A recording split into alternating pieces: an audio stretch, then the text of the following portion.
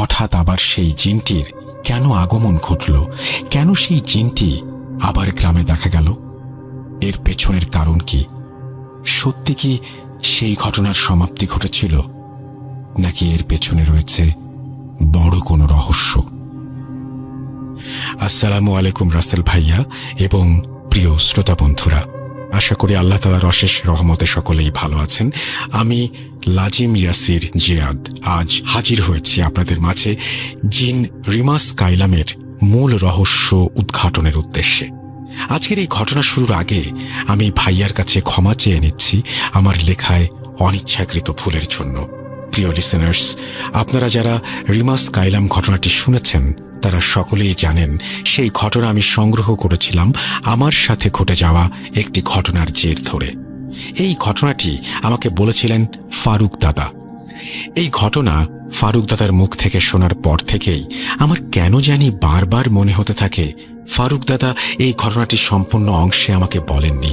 আমার বারবার সন্দেহ হতে থাকে তিনি এই ঘটনার কিছু জায়গা আমার কাছ থেকে লুকিয়েছেন। কিন্তু কেন তিনি লুকালেন, এই প্রশ্নটির উত্তর আমি তখনও পাইনি। ঘটনাটি শোনার পর অনেকবার আমি ফারুক দাদার কাছে জিজ্ঞেস করেছি যে তিনি এই ঘটনার কোন অংশ আমার কাছ থেকে লুকিয়েছেন বা আদৌ লুকিয়েছেন কিনা, কিন্তু আমি যতবারই তাকে জিজ্ঞেস করেছি তিনি ততবারই আমাকে না বোধক উত্তর দিয়েছেন। তবে আমি যতবারই ফারুক দাদার সামনে এই জিন রিমাস কাইলামের কথা উত্থাপন করেছি ততবারই আমি তার চোখে মুখে কেমন জানি একটা আতঙ্কের ছাপ লক্ষ্য করেছি। এই বিষয়টি আমার সন্দেহকে আরো জোরালো করে দেয়।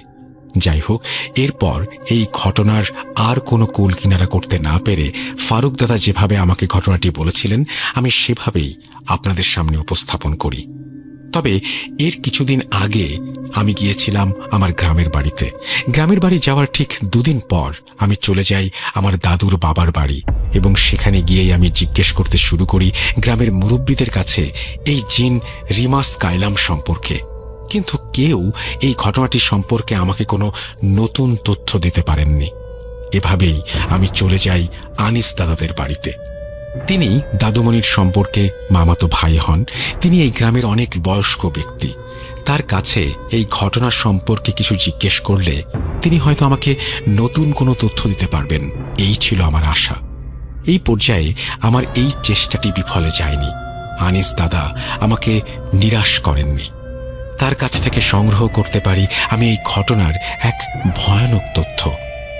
আমি তার কাছে গিয়েই প্রথম আমার জানা সম্পূর্ণ ঘটনাটি তাকে বলি এবং ঘটনাটি বলা শেষ হলে আমি তাকে জিজ্ঞেস করি যে ঘটনার কোনো অংশ আমি মিস করেছি কিনা বা এই ঘটনার আর কোনো তথ্য আপনার জানা আছে কিনা। এই প্রশ্নের উত্তরে আনিস দাদা বলতে শুরু করেন, তুমি সম্পূর্ণ ঘটনাটা ঠিকঠাক সংগ্রহ করতে পেরেছ, তবে একটি তথ্য তুমি ঘটনায় মিস করে গিয়েছ। সেটি হলো মনির মাঝি এবং তাদের পরিবারের সদস্যদের লাশ তাদের বাড়ির থেকে কবরস্থানে নেয়ার সময় তাদের সকলের মাথা গায়েব হয়ে গিয়েছিল। কিভাবে গায়েব হলো, কেন হলো, এই বিষয়টি সম্পর্কে কেউ কিছু বলতে পারে না। আর এই বিষয়টি ঘটে হরিশ মাঝি এবং তার পরিবারের সদস্যদের লাশের সাথে।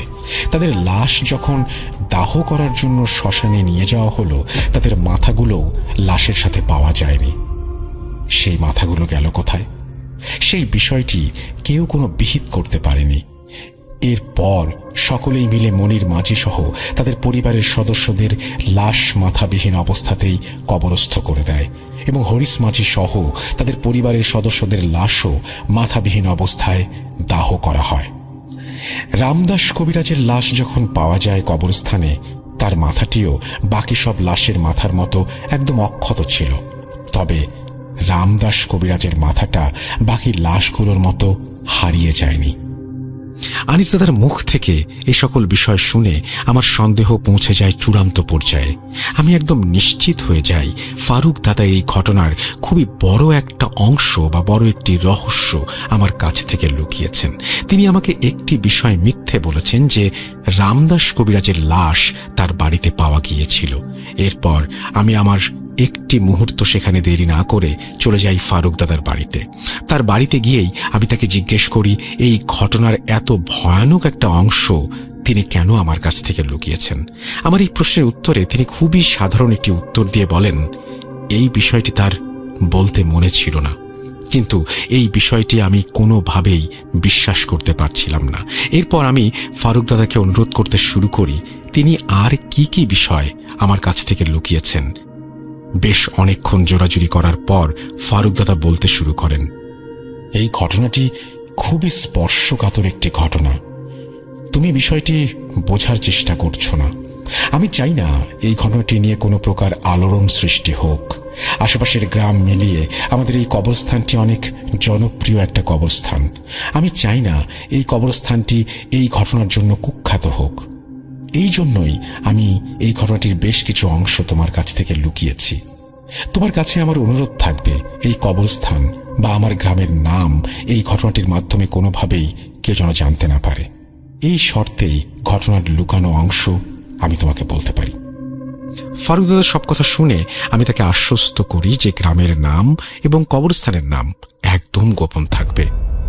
এরপর ফারুক দাদা বলতে শুরু করেন, গ্রামবাসীর সকলেই যখন রামদাস কবিরাজের কাছে জিন রিমাস কাইলামের বিষয়টি শুনে আসে, তখন পুরো গ্রামকে এই রিমাস কাইলামের আতঙ্ক গ্রাস করে। সকলে শুধু একটি বিষয়ই ভাবতে থাকে, রামদাস কবিরাজ কিভাবে এই বিপদের সমাধান বের করবেন। যাই হোক, রামদাস কবিরাজের কাছ থেকে রিমাস কাইলামের বিষয়টি শুনে আসার ঠিক একদিন পরের রাতের কথা। আমি ঈশার সালাত আদায় করে রাতের খাবার খেয়ে সবে শুয়েছি। এমন সময় আমার বাড়িতে আসেন আমার উস্তাদ মাসুম মুন্সি। ওনার কাছ থেকেই আমি রুকাইয়ার কাজ শিখেছিলাম। যাই হোক, উনি আমার বাড়িতে এসেই হন্তদন্ত হয়ে আমাকে বলতে শুরু করেন, কিছুদিন আগে আমি সিলেট গিয়েছিলাম আমার কিছু কাজের উদ্দেশ্যে। আমি আজ সন্ধ্যাবেলায় সিলেট থেকে ফিরেছি। গ্রামে ফিরেই আমি জানতে পারি এই রিমাস কাইলাম সম্পর্কে। কিছুক্ষণ আগে রামদাস কবিরাজ খবর পাঠান আমাকে তার সাথে দেখা করার জন্য এখনই। তিনি এই বিষয় নিয়ে কিছু পরামর্শ করবেন আমার সাথে। ফারুক, তুমিও চলো আমার সাথে, আমরা তিনজন মিলে দেখি এর কোনো বিহিত করতে পারি কিনা। মাসুম হুজুরের সব কথা শুনে আমরা দুজনেই বেরিয়ে পড়ি রামদাস কবিরাজের বাড়ির উদ্দেশ্যে। এখানে বলে রাখা ভালো, রামদাস কবিরাজ মাসুম হুজুরের অনেক ভালো একজন বন্ধু ছিলেন। যাই হোক, কিছুক্ষণের মধ্যেই আমরা দুজন পৌঁছে যাই রামদাস কবিরাজের বাড়িতে। বাড়িতে পৌঁছে রামদাস কবিরাজ আমাদের বসতে দেন তার কক্ষে। আমাদের বসতে দিয়েই রামদাস কবিরাজ বলতে শুরু করেন, আমাদের গ্রামে খুবই ভয়ানক একটি জিন প্রবেশ করেছে। এই রিমাস কাইলাম কোনো সাধারণ জিন না। এই জিনটির ইতিহাস খুবই ভয়ানক। গ্রামবাসীর সকলকে আমি এই রিমাস কাইলামের সম্পূর্ণ তথ্য বলিনি। তারা এমনিতেই অনেক আতঙ্কিত। এর মধ্যে তাদের এই সকল বিষয় বললে তারা আরো ভয় পেয়ে যাবে। প্রায় 400 বছর আগে এই রিমাস কাইলামের জন্ম একজন মানব গর্ভে। ইরানের একজন ব্ল্যাক ম্যাজিশিয়ান অসীম ক্ষমতা পাবার লোভে যোগাযোগ স্থাপন করে ইফরিত গোত্রের একজন জিন সম্রাটের সাথে, যার নাম কাইলাম মাসহার।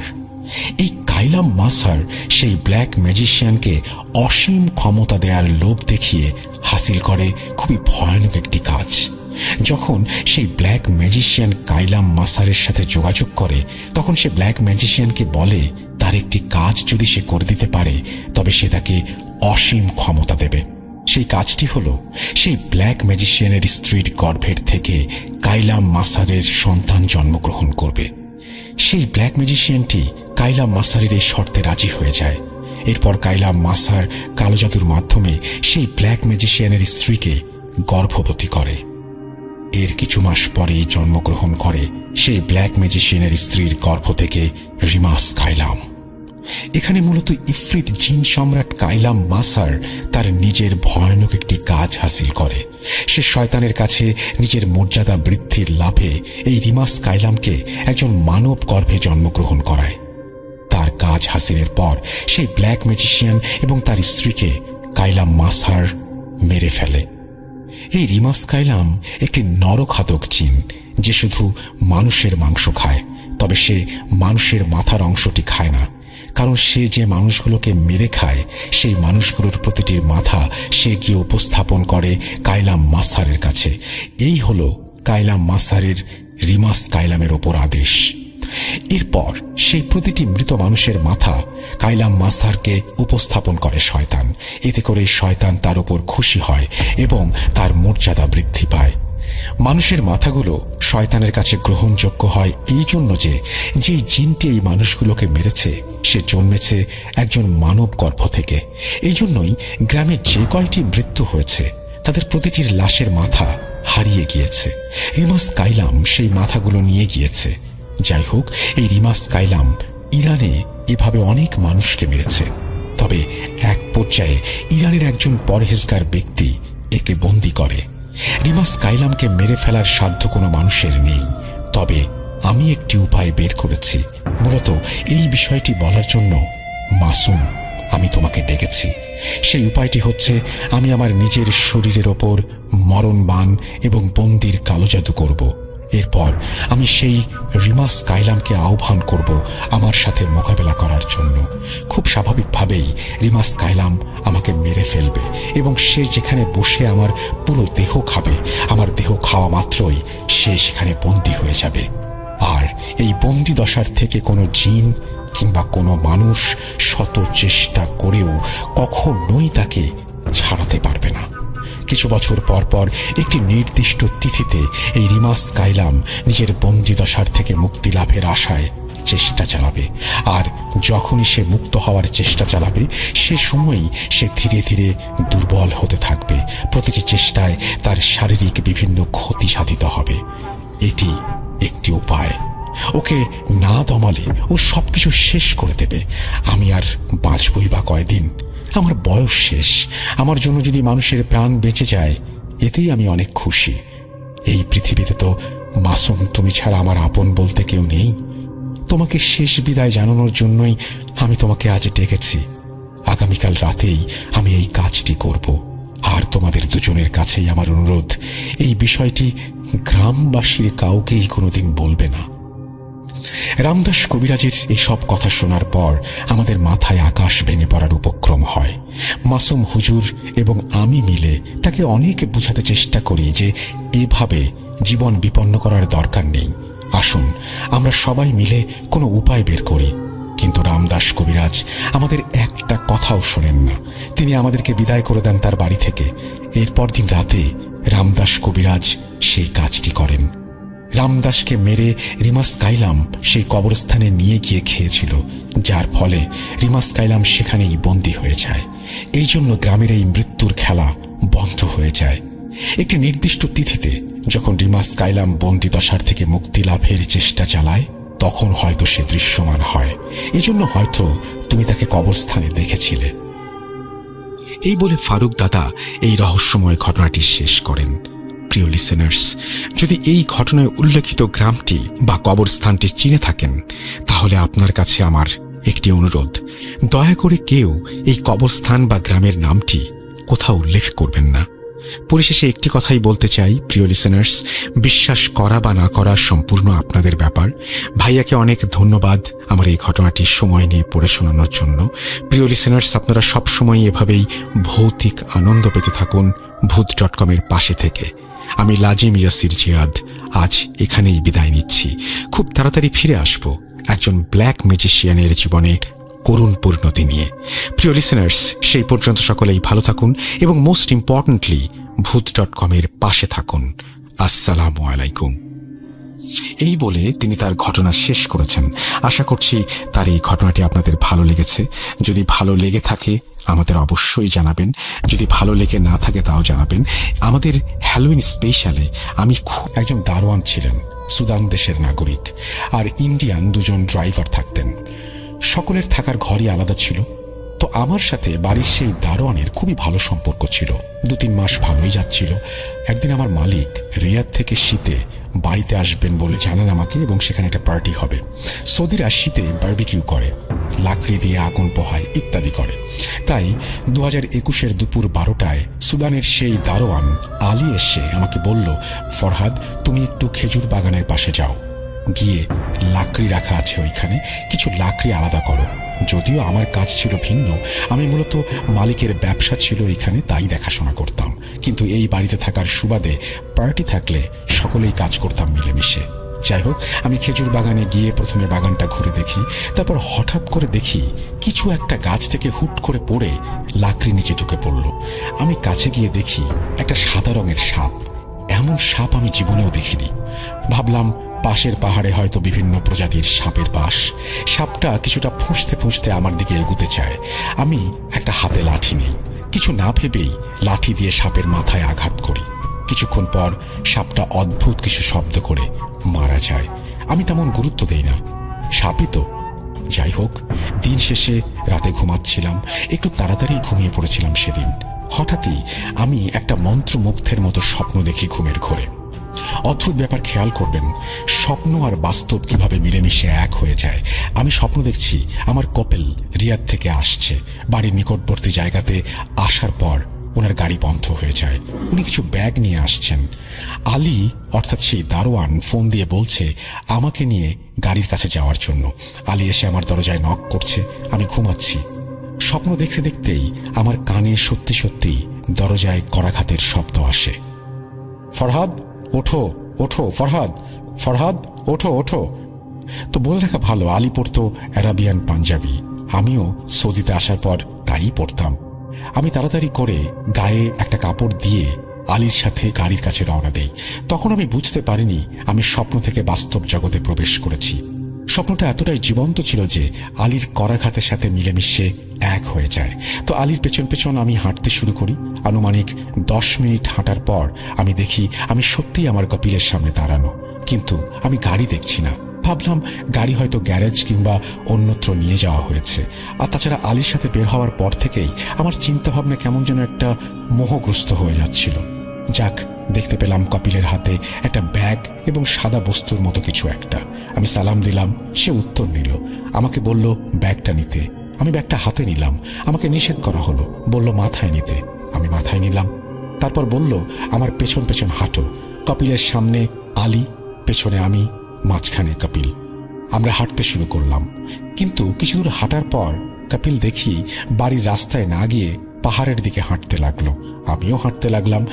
20-22 কদম হাঁটার পর আমি জিজ্ঞেস করলাম, মালিক এই দিকে কেন যাচ্ছেন? উনি আমাকে বললেন, কেন, কি হয়েছে, ভয় পাচ্ছ নাকি? আমি বললাম না।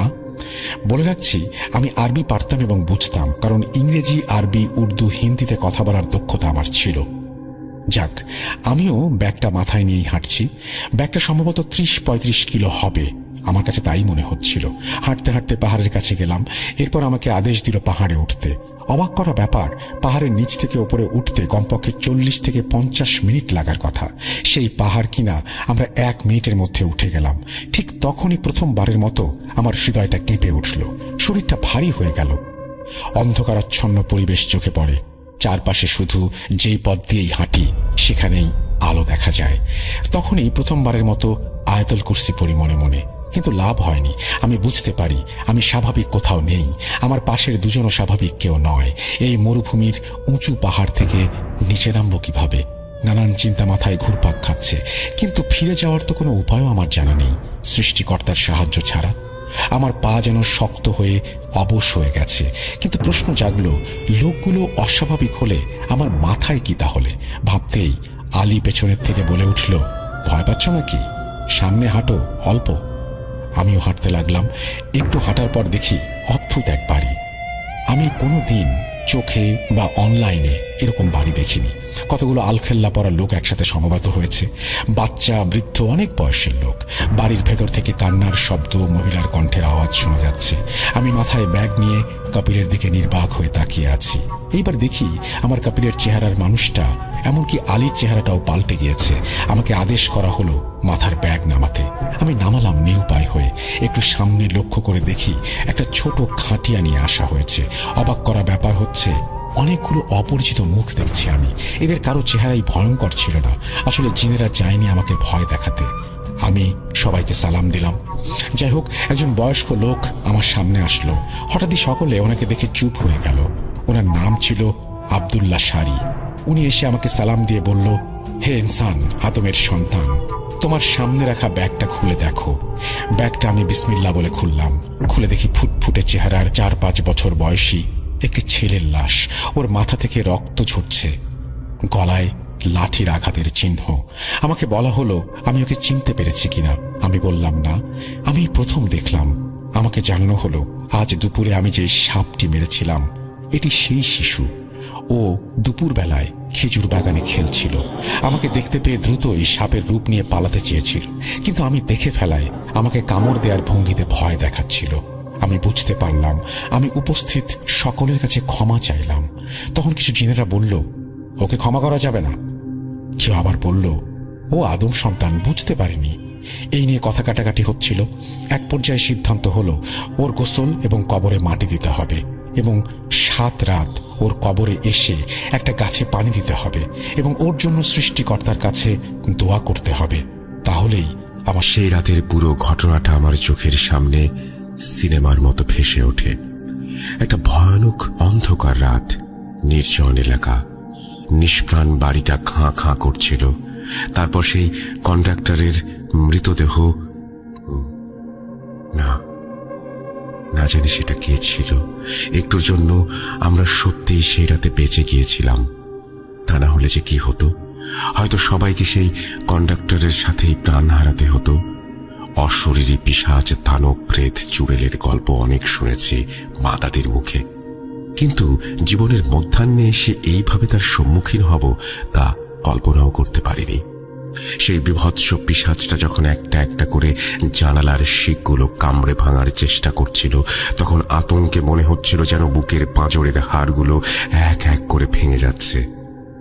সত্যি বলতে, বাইরে চাঁদের আলোয় চকচক করা করাতের মতো দাঁতগুলোর সাথে জানালার রডের ক্রমশ ঘর্ষণ, উক্ত বিকট যান্ত্রব শব্দও তখন কানে প্রায় আসছিলই না। সমগ্র শরীর ও মস্তিষ্ক যেন তখন একটা মায়ার ঘোরে চলে গিয়েছিল। হুঁশটা ফিরেছিল একটি আতঙ্কিত অথচ গম্ভীর কণ্ঠস্বরে। নমস্কার শ্রোতা বন্ধুরা, আপনাদের রাজস্থানের কুলধারা গ্রামের ঘটনার তো মনে আছে নিশ্চয়ই, কিভাবে সে অশরীরী বুড়োটা চা বিক্রি করছিল রাস্তার পাশে। আজও আপনাদের জন্য আবারও রাজস্থানের একটি ভয়ঙ্কর রোমহর্ষক ঘটনা নিয়ে এসেছি। আজ যে ঘটনাটি শেয়ার করব সেটি আমার এক পরিচিত ভাই নরেন্দ্র সিংহের কাছ থেকে সংগ্রহ করা। এই বিভৎস ঘটনাটি তার জীবনের একটি কালো অধ্যায়। নরেন্দ্র ভাই বর্তমানে সৌদি আরবে একটি কোম্পানিতে সুপারভাইজার। নরেন্দ্র ভাইয়ের সাথে মাস 6 হলো আলাপ হয়েছে। কথাসূত্রে জানতে পারি ওনার পূর্বপুরুষেরা রাজস্থানী ছিলেন, তাই খুব আগ্রহ নিয়ে প্রায়শই ওনাকে জিজ্ঞেস করতাম রাজস্থানের কোনো ভৌতিক ঘটনা উনি জানেন কিনা বলতে। সেরকমই একদিন বারবার ওনাকে বলার পর শেষমেশ উনি একটা দীর্ঘশ্বাস ফেলে বলতে শুরু করেন। আমি তখন পরিবারের সাথে ইন্দোরে থাকতাম। একদিন সপরিবারে জয়পুরে বেড়াতে যাওয়ার একটি প্রোগ্রাম করি। ছেলেটি অনেক দিন ধরে জোর করছিল রাজস্থান বেরিয়ে যাবার, তাই শেষমেশ তাকে জয়পুরে নিয়ে যেতে রাজি হই। পরিকল্পনা মতো আমার স্ত্রী রিমা এবং ছেলে রাজেশের সঙ্গে জয়পুরের উদ্দেশ্যে রওনা দিই। আমরা 1 সপ্তাহের মধ্যে পুরো জয়পুর, উদয়পুর ঘুরে দেখে ফেলেছিলাম, কিন্তু তখনও আমাদের আরও 2-3 ভ্যাকেশন বাকি ছিল। তাই আমি ভাবলাম যে আজমির শরীফও ঘুরে এলে কেমন হয়। যেই ভাবা সেই কাজ, সেই মতো বেরিয়ে পড়ি। যেহেতু আমাদের পরিকল্পনাটি হঠাৎ করেই হয়েছিল, তাই তাড়াহুড়ো করে বাসের সাপোর্ট নিই। গাড়ি ভাড়া করার সময় ছিল না। বাসে উঠে দেখি যাত্রী অনেক বেশি, বিশেষ করে বয়স্ক মানুষের সংখ্যা ছিল বেশি। আমাদের মতো শুধু একটাই পরিবার ছিল। বাস স্ট্যান্ডে প্রচুর ভিড়। আসলে জয়সালমীর সহ বিভিন্ন জায়গায় যাওয়ার রাতের শেষ বাস এক এক করে ছাড়ার প্রস্তুতি নিচ্ছিল। রাজেশ জানালার পাশে বসে বাস স্ট্যান্ডের দোকানপাট, লোকজনের ভিড় দেখছিল। একে একে সব বাস বেরিয়ে গেলেও আমাদের বাসের কিছু যান্ত্রিক গোলযোগের কারণে ছাড়তে দেরি হচ্ছিল। এখন সমগ্র বাস স্ট্যান্ডটা সম্পূর্ণ ফাঁকা। এমন সময় হঠাৎই হাড় কাঁপানো কনকনে ঠান্ডা হাওয়া বাসটাকে ছুঁয়ে চলে যায়। ঠান্ডার পরিমাণ এত বেশি ছিল যে রাজেশ অস্বস্তিতে তাড়াতাড়ি জানালাটা বন্ধ করে কাঁদতে থাকে। ব্যাপারটা কিছুটা অস্বাভাবিক হলেও গুরুত্ব দেয়নি। তখন শীতকাল প্রায় শেষের দিকে, তাই এতটা ঠান্ডা হওয়া মোটেও স্বাভাবিক ছিল না। শেষে প্রায় রাত 10টা নাগাদ বাসটি তার গন্তব্যের উদ্দেশ্যে রওনা দেয়। আমরা তিনজনই আমাদের সিটে বসে শান্তভাবে শুয়ে পড়ি, যদিও আমি এবং রিমা কেন জানি না একটু অস্বস্তি বোধ করছিলাম। ওপর থেকে সেই ধড়ধড়ে বাস চালকের ঝড়ের গতিতে বাস চালানো রীতিমতো ঝাঁকিয়ে তুলেছিল। সম্ভবত গন্তব্যে পৌঁছানোর জন্য খুব তাড়া ছিল কিনা কে জানে। ভেতর থেকে ভয় পাচ্ছিলাম গতির চোটে না কোথাও ধাক্কা মেরে ফেলে। অন্ধকার হওয়ার কারণে হোক বা নিস্তব্ধ নির্জনতা, রাস্তা দিয়ে যাওয়ার সময় কোনো কিছুই দেখা যাচ্ছিল না। আমরা সামনের সিটের পরের রোতে বসেছিলাম, তাই বাসের ফ্রন্ট গ্লাস দিয়ে সামনের রাস্তাটা স্পষ্টই দেখা যাচ্ছিল। কুয়াশা জড়ানো ঘন ধোয়ার মতো বলয় রাস্তার কালো পিচটা তার বুক চিরে চলে গেছে। এমন সময় হঠাৎই দূরে দুটো টিমটিমে লাল লাইট দেখতে পেলাম। বাসটা খানিকটা কাছাকাছি যেতে বুঝতে পারলাম সামনে আচমকাই একটা ছোট্ট গাড়ি চলে এসেছে। কিন্তু আশ্চর্যের বিষয় হলো এটাই, এতক্ষণ গাড়িটা খুব ধীর গতিতে চলছিল, অথচ আমাদের বাস সেটিকে ওভারটেক করতে যাবে এমন সময় হঠাৎই কেন জানি না গাড়িটা আমাদের বাসের সঙ্গে রীতিমতো রেশারেশি করে চলা শুরু করলো। গাড়িটার সাথে পাল্লা দিয়ে বাসটা কোনোভাবেই এগোতে পারছিল না। বাস ড্রাইভারটি সেই গাড়িটিকে টেক্কা দেওয়ার জন্য ক্রমশ বাসের স্পিড আরো বাড়াচ্ছিল, কিন্তু কোনো নাগাল পাচ্ছিল না। এদিকে কিছু প্রবীণ যাত্রী চালককে বারবার বাসের গতি কমানোর জন্য অনুরোধ করছিলেন।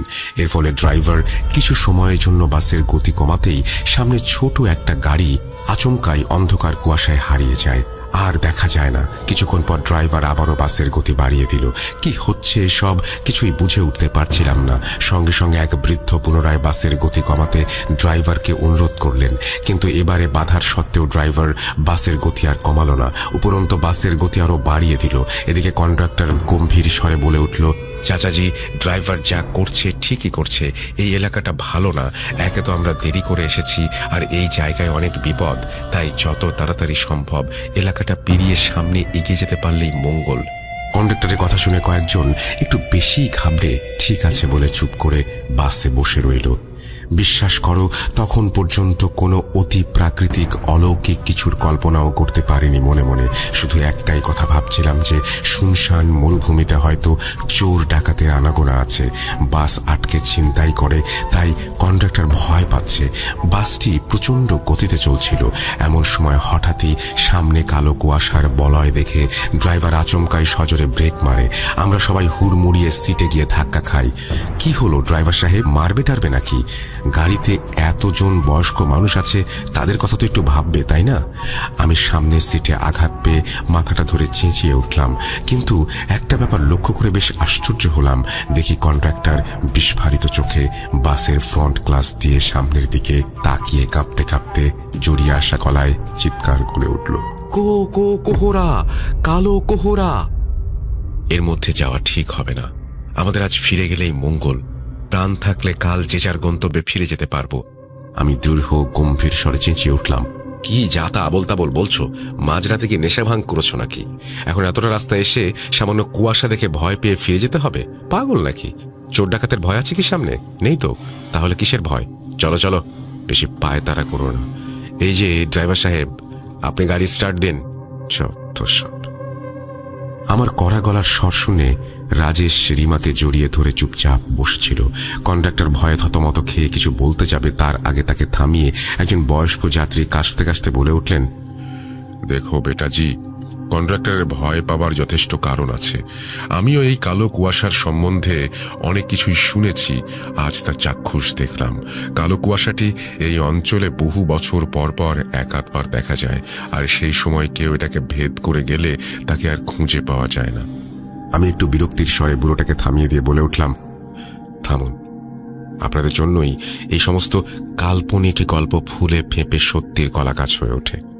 দেখলাম এবার ড্রাইভারও আমার কথায় সায় দিল এবং বাস স্টার্ট দেওয়ার সাথে সাথেই কন্ডাক্টর সহ বাসের বেশ কয়েকজন যাত্রী জোরে জোরে নিজ নিজ ইষ্ট দেবতার নাম নিতে লাগলো। বাসটি সেই ঘন কালো কুয়াশার মধ্যে প্রবেশ করার সাথে সাথেই হঠাৎই কেমন আবারও সেই হাড় কাঁপুনি ঠান্ডাটা অনুভব করতে পারলাম। এমন একটা গা ছমছমে নিস্তব্ধ এলাকা, হেডলাইটের আলোয় কালো পিচের রাস্তা ব্যতীত আর কিছুই দেখা যাচ্ছিল না। এমন সময় হঠাৎই দেখলাম সেই ছোট্ট গাড়িটাকে, কিন্তু আশ্চর্যজনকভাবে আমাদের বাস এবারে গাড়িটাকে ওভারটেক করে চলে যেতে পারে। তবে যাওয়ার সময় সাইডের জানালা দিয়ে দৃশ্যটা কয়েক মুহূর্ত চোখে পড়েছিল। দেখি অদ্ভুতভাবে গাড়িটা একা একাই চলছিল, ড্রাইভিং সিটে ড্রাইভার নেই। সেদিনের সেই দৃশ্যটাকে ঘন কালো কুয়াশায় ভুল দেখেছি মনে করলেও পরবর্তীতে যা ঘটে তারপর বিশ্বাস করতে বাধ্য হই। বেশ কিছুক্ষণ যাওয়ার পর গাড়িটা হঠাৎই বিকট শব্দে শোঁ শোঁ করতে করতে ভারসাম্য হারিয়ে একটু এগিয়ে গিয়ে থেমে যায়। আমরা সবাই আবারও আতঙ্কিত অবস্থায় চমকে উঠি। হঠাৎ কি হলো আবার? বাস থেকে নামতে নামতে দেখতে পাই পাশে একটি ভাঙাচোরা বিশ্রাম ঘর। একেই এমন এক নির্জন বিপজ্জনক এলাকা, তার উপর বাস স্টপেজের অবস্থাটা এতটাই ভয়ানক বিভৎস ছিল যে কেউ দেখলে ভয় পাবে। বাসের আলোয় চারিদিকে হালকা কালচে লাল ছিটেফোঁটার দাগ, কিছু হাড় গোড়ো পড়ে আছে হয়তো কোনো জন্তু জানোয়ারের। দেখেই মনে হচ্ছিল বহু বছর এই বাস স্টপ এবং এই বিশ্রাম ঘরটি অব্যবহৃত। ড্রাইভার টর্চ জ্বালিয়ে বাস থেকে নেমে দেখতে গেল যে আসলে ব্যাপার কি, বাসের ঠিক কি হয়েছে। কিছুক্ষণ পর সে জানায় যে বাসের সামনের দুটি চাকাই পাংচার হয়ে গেছে, এদিকে অতিরিক্ত চাকাও নেই যাতে মেরামত করা যায়। এখন কি করা উচিত সবাই ভাবছিলাম। রাজেশ বাসের সেই ঝাঁকুনিতে আবারও উঠে পড়ে, রিমাকে জড়িয়ে ধরে বসে থাকে। চারিদিকে বালুকাময় ধুধু মরুপ্রান্ত, অচেনা জায়গা, ঘন কালো রাত, বন্য প্রাণীর ভয়ও আছে। বাস এভাবে নষ্ট হয়ে যাওয়ায় সবাই হুঁশ হারিয়ে ফেলেছিল। এখন কি করা যায় কেউই কিছু বুঝতে পারছিলাম না। হঠাৎই কন্ডাক্টর একটু দূরে একটা কালো আলো দেখতে পেয়ে বিস্ময়ে বলে ওঠে, ওখানে একটা আলো দেখা যাচ্ছে না? হয়তো কোনো একটা গ্রাম হবে, চলুন আমরা সবাই সেখানে যাই, হয়তো আমরা রাতের জন্য নিরাপদ জায়গা খুঁজে পাবো। কন্ডাক্টরের কথায় সবাই একমত হই। এরপর সবাই যে যার জিনিসপত্র তুলে সেই আলোর দিকে এগিয়ে যায়। ধীরে ধীরে সবাই সেই আলোর কাছে পৌঁছালাম। সেখানে পৌঁছে দেখি একটি বড় সড়ো একচালা ছাউনি বিশিষ্ট ঘর না বলে একটা লম্বা গোডাউন বলা চলে। মৃদু আলোটা জানালার ভেতর থেকে আসছিল। সবাই দরজার বাইরে দাঁড়ালাম। ড্রাইভার সাহস করে দরজায় কড়া নাড়তে বিকট কর্কশ শব্দে হঠাৎই দরজাটা হাঁট করে খুলে গেল এবং একজন খুবই বয়স্ক মানুষ ভেতর থেকে বেরিয়ে এলেন। পেছন থেকে আসা লণ্ঠনের মৃদু আলোয় দেখতে পাই মাথায় একটি বড় সড়ো পাগড়ি, গলায় পুরনো দিনের অলংকার, কানে দুটো কুণ্ডলি, কুর্তার ওপর জড়িগুলো সেই অন্ধকারেও চকচক করছে, কোমরে রাজস্থানী কোমরবন্ধ, পায়ে সেকেলের উটের চামড়ার তৈরি জুতো এবং হাতে একটি বড় মোটা বালা। তাকে এবং তার পোশাক আশাক দেখে খুবই অদ্ভুত লাগছিল। খানিক বাদে কন্ডাক্টর সাহস করে বলল, তাওসা, বাস পাংচার হয়ে গেছে। আমরা সবাই খুব কৃতজ্ঞ হতাম যদি আপনি ছাউনিতে আজকে রাতটা কাটানোর জন্য একটু জায়গা দিতেন। কয়েক মুহূর্ত চুপচাপ থেকে একটি মাঝখাই কণ্ঠস্বর ধীরে ধীরে বলে উঠল, ভয় পাওয়ার দরকার নেই। ভুলে যাওয়া যাত্রীদের সাহায্য করার জন্য আমি এই পান্থশালা তৈরি করেছি। আমি চৌধুরী সুমের সিং এবং আমার পরিবার ধন্য এখানে আসা যাত্রীদের দেখাশোনা করি। আপনারা সবাই ভিতরে আসুন। আমরা শুনে অবাক হয়ে যাই। ভালো করে এদিক ওদিক দেখে বুঝতে পারি, হ্যাঁ ঠিকই, দেখে মনে হচ্ছে পুরনো দিনের একটি পান্থশালা, যেখানে আগের দিনে দূরপাল্লার যাত্রীরা রাত্রি কাটানোর জন্য অল্প কিছু টাকার বিনিময়ে থাকার সুযোগ পেত। কিন্তু এর প্রচলন তো ঊনবিংশ শতাব্দীর গোড়ার দিকে শেষ হয়ে গেছে। এত বছর পর তা কি করে সম্ভব? এখন তো লজ, হোটেল এসবই প্রচলিত। পরক্ষণেই নিজের মনকে সান্ত্বনা দিয়ে বললাম, ধুর, এই বুড়োর মাথা খারাপ হয়ে গেছে, আর না হলে দুটো পয়সার আশায় এরকম আষাঢ়ে গল্প শোনাচ্ছে। মনের মধ্যে সব বলছিলাম, এমন সময় হঠাৎই বুড়োটার দিকে চোখ পড়তে আতঙ্কে আঁতকে উঠি। বুড়োটা কটকট করে তীক্ষ্ণ দৃষ্টিতে আমার দিকে তাকিয়ে আছে। কন্ডাক্টর একটা স্বস্তির নিঃশ্বাস ফেলে বলল, আপনাকে ধন্যবাদ তাওসা, অনেক ধন্যবাদ। আপনি এই অজানা জায়গায় আমাদের যে সাহায্যটা করতে রাজি হয়েছেন তা সত্যি অভাবনীয়। বুড়োটা আবারও বলে উঠল, ধন্যবাদের কোনো ব্যাপার নেই, এটা আমার কর্তব্য। আপনারা মূল্য দেবেন, থাকবেন, আমার দুটো পয়সা হবে, আমি খুব খুশি। এখানে জল ভর্তি একটি পাত্র রাখা আছে, আর ওই যে আলমারি দেখছেন, ওখানে কিছু মুড়ি মুড়কিও আছে, খিদে পেলে খেতে পারেন। ও, বাইরে প্রাকৃতিক কর্ম যা করার তা এখনই করে নেবেন। খবরদার, রাত 12টার পর কেউ বের হবেন না, আর আমি কাউকে বের হতে দেবও না, এবং কেউ কারণ জিজ্ঞেস করবেন না। প্রত্যেকের নিজস্ব ঘড়ি আছে নিশ্চয়ই, সময় অনুযায়ী কাজ সেরে শুয়ে পড়ুন। এখানে থাকুন, কম্বল সব বিছিয়ে নিন। আমরা সবাই মন্ত্রমুগ্ধের মতো বুড়োটার নির্দেশ অনুযায়ী যে যার কাজ সেরে কম্বল নিয়ে শুয়ে পড়লাম। যেহেতু আমার কাছে ঢেকে রাখার জন্য একটি বড় কম্বল ছিল, তাই আমি রাজেশকে আমার সাথে শুতে নিলাম এবং আমার স্ত্রী তার শাল গায়ে দিয়ে পাশের মহিলার সাথে শুয়ে পড়ল। রাত তখন কয়টা বাজে ঠিক খেয়াল নেই। আমার কেন জানি না ঘুম আসছিল না। হঠাৎই দেখলাম কন্ডাক্টর কি জানি বোধহয় বিড়ি খাওয়ার জন্য উঠে বাইরে যেতে লাগলো। বুড়োটা দরজার পাশেই বসেছিল। কন্ডাক্টরকে দেখে বিস্মৃত কণ্ঠে চিৎকার করে তাকে বাধা দিতে গেল, কিন্তু কন্ডাক্টর তার কোনো কথাই শুনল না। দরজা খুলে বাইরে বেরিয়ে যায়। সঙ্গে সঙ্গে বুড়োটা হাউতাশ করতে করতে দরজাটা সজোরে লাগিয়ে কড়া লাগিয়ে দেয়। ড্রাইভারটি বলে ওঠে, আরে আরে, ও বাইরে আছে। তখন বুড়োটা ধীর গম্ভীর স্বরে বলে, ওর অদৃষ্টকে টেনে নিয়ে গেছে, ও আর ফিরবে না। খবরদার কেউ বেরোবেন না, বেরোলে আপনারাও আর ফিরে আসতে পারবেন না। সবাই তখন জেগে উঠে ভয়ে জড়সড় হয়ে চুপচাপ বসে আছি। বাইরে প্রবল হাওয়া বইছে। কিছুক্ষণ পর বাইরে থেকে হঠাৎই কান ফাটানো খুব ভয়ঙ্কর বাজে পৈশাচিক চিৎকার ও হাসি ভেসে আসতে লাগলো। সেই সঙ্গে কন্ডাক্টরের করুণ আর্তনাদ শোনা গেল। সেই চিৎকার করছিল, বাঁচাও বাঁচাও। ড্রাইভার কিছু লোক কন্ডাক্টরকে সাহায্য করার জন্য বের হতে চাইলে বুড়োটা বাধা দেয় এবং আতঙ্কিত স্বরে বলে ওঠে, সবাই যদি চলে যান তাহলে সর্বনাশ হবে। যদি সেই শয়তান ভেতরে চলে আসে তাহলে কেউ বাঁচবেন না। এমন সময় জানালার রেলিংয়ে একটা বিভৎস ভয়ঙ্কর দৃশ্য দেখে শির দ্বারা দিয়ে বরফের স্রোত বয়ে যায়। রাজেশ চিৎকার করে তার মাকে জড়িয়ে ধরে। আমরা সবাই কাঠ হয়ে সেই দৃশ্য দেখতে থাকি। দেখি একটি বিভৎস লোমশযুক্ত কালো হাত কন্ডাক্টরের নিথর রক্তাক্ত দেহটা শূন্যে ঝুলিয়ে ধরে, মুখটা বিশ্রীভাবে ছেঁড়া কাটা, রক্ত চুইয়ে পড়ছে সেখান থেকে এবং ঘরের ভেতরে এসে পড়ছে সেই রক্ত। কয়েক মুহূর্ত খালি কিছু শব্দ, কিছু আওয়াজ। আগুনের মতো চোখগুলোর দিকে তাকানো যায় না এবং সে যে শব্দগুলো করছে সেগুলো শোনাও যায় না। খানিক বাদে খেয়াল করি সেই পৈশাচিক গর্জন ধীরে ধীরে ধূসর মরুভূমিতে মিলিয়ে যায়, কিন্তু আর চোখ খোলার সাহস হয়নি। সেইভাবেই কখন যে ঘুমিয়ে পড়ি খেয়াল নেই। সকালে উষ্ণ রোদের ছোঁয়ায় ঘুম ভাঙতে সেখানকার দৃশ্য দেখে আমরা সবাই হতবাক হয়ে গিয়েছিলাম। নিজেদের চোখকে বিশ্বাসই করতে পারছিলাম না। কোথায় সেই পান্থশালা? আমরা সবাই বালির ওপর শুয়ে আছি। আমাদের জিনিসপত্র সব সেই পাশেই পড়ে আছে। কয়েক হাত দূরে একটি সমাধি লক্ষ্য করলাম। আমাদের কারুর চোখই বিশ্বাস করতে পারছিল না। তার উপরে চৌধুরী সুমের সিং এবং ধন্য সিং লেখা ছিল। তার মানে গতরাতে যা ঘটেছে সবই স্বপ্ন নাকি বাস্তব? আর সেই কন্ডাক্টরই বা কোথায়? এমন সময় একজন রাখাল তার ভেড়ার পাল নিয়ে সেদিকে যাচ্ছিল। আমরা তাকে পুরো ব্যাপারটা বলতে সে বলে, বাবা সায়ের মুখে শুনেছি বহু বছর আগে এখানে একটা পান্থশালা ছিল, যেটার দেখাশোনা করত ওই চৌধুরী সুমের সিং এবং তার স্ত্রী ধন্য। লোকে বলে তাদের দুজনেরই মৃত্যুর পর আজও তাদের আত্মা বিপদগামী পথিককে সাহায্য করতে আসে। এই এলাকায় অনেক অশুভ আত্মা বাস করে যারা মানুষকে হত্যা করে, কিন্তু সুমের সিং এবং তার স্ত্রী ভালো আত্মা, তাই তারা লোকদের সাহায্য করতে আসে। এই সব বলে রাখাল চলে গেলে আমরা সবাই হাঁ হয়ে একে অপরের দিকে তাকিয়ে থাকি। তারপর সবাই মিলে জিনিসপত্র তুলে বাসের দিকে এগোলাম। সেখানে এসে দেখি কন্ডাক্টরের বিভৎস কাটাছেঁড়া হাত খাওয়া মৃতদেহটা বাসের কাছে পড়ে আছে।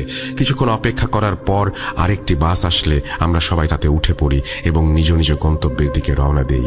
আজও নিজে নিজেই মনে মনে লড়াই করি, সত্যি কি সেদিন যা ঘটেছিল তা কল্পনা আর কোনো জঙ্গলি জানোয়ারের কাজ, নাকি কোনো ভয়ঙ্কর বিভৎস পিশাচের মায়াজাল। তখন সন্ধ্যে 7টা ছুঁই ছুঁই। আমি আমার বন্ধু শহরে ফিরছিলাম সিএনজি করে। টাউন হল এসে আমরা নামলাম। সিএনজি চালক কামাল ভাই আমাদের সাথেই নামলেন। ওনার মুখে একটা গামছা জড়ানো। ওনার ভাড়া মিটিয়ে দিয়ে আমরা চায়ের দোকানে বসলাম। কামাল ভাই আমাদের সাথে বসলেন।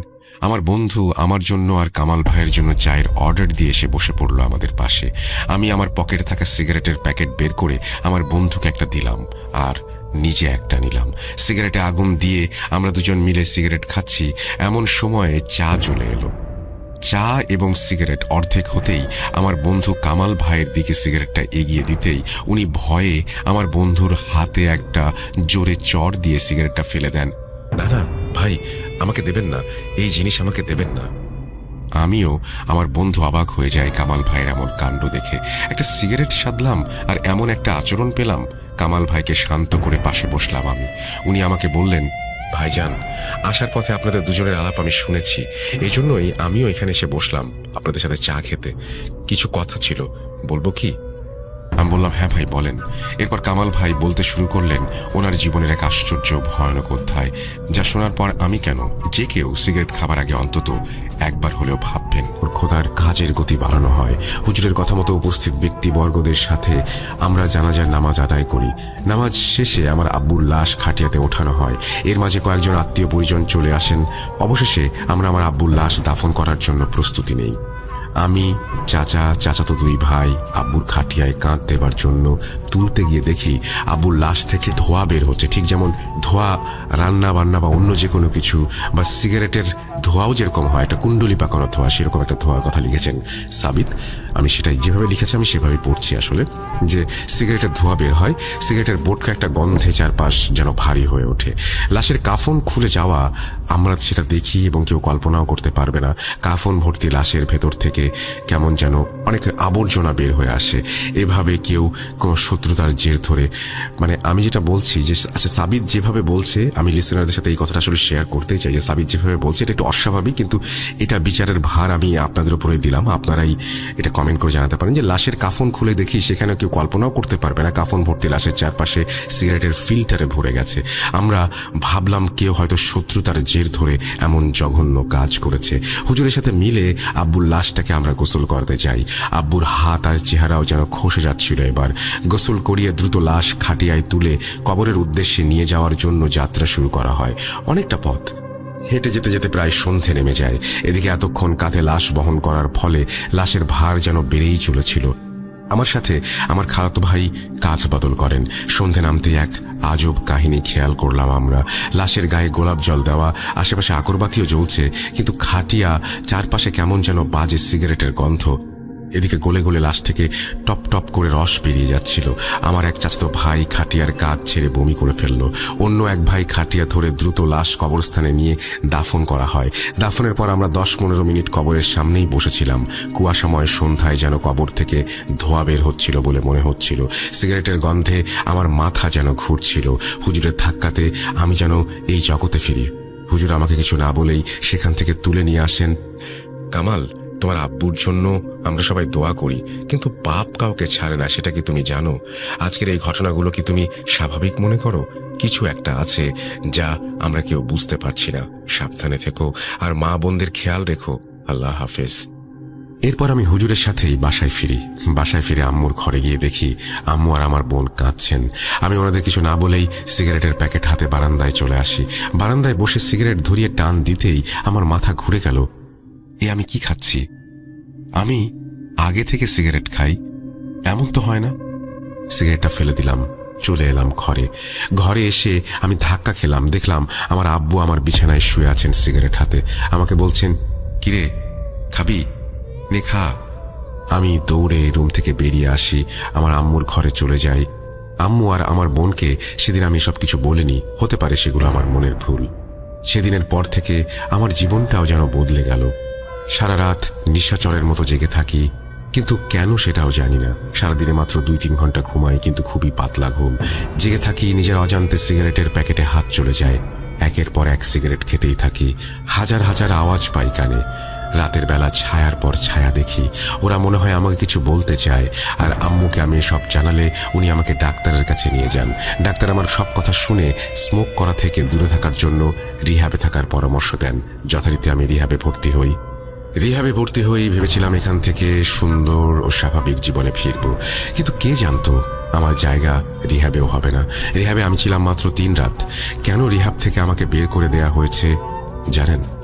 বলছি। রিহ্যাবের প্রথম রাতে খাবারের পর ওনারা আমাকে মেডিসিন খেতে দিয়েছিলেন। মেডিসিন খেয়ে ঘুমানোর জন্য আমি প্রস্তুতি নিচ্ছিলাম। এমন সময় আমার নাকে প্রচণ্ড পরিমাণ সিগারেটের গন্ধ ভেসে আসলো। আমি দরজা দিয়ে বের হয়ে দেখি নিস্তলার গার্ড সিগারেট খাচ্ছেন। আমি দৌড়ে গিয়ে সিগারেট কেড়ে নিতে যাই। এদিকে আমার দৌড়ানোর শব্দ শুনে কর্তৃপক্ষ আমাকে ধরতে এগিয়ে আসে। আমি গার্ডের হাতে কামড় বসিয়ে দেই সিগারেট নেবার জন্য। এরপর আমার মুখ থেকে গার্ডের হাত ছাড়িয়ে ওনারা আমাকে আমার ঘরে এনে বেঁধে ফেলেন। ওনাদের ডাক্তার এসে আমাকে পরীক্ষা করেন।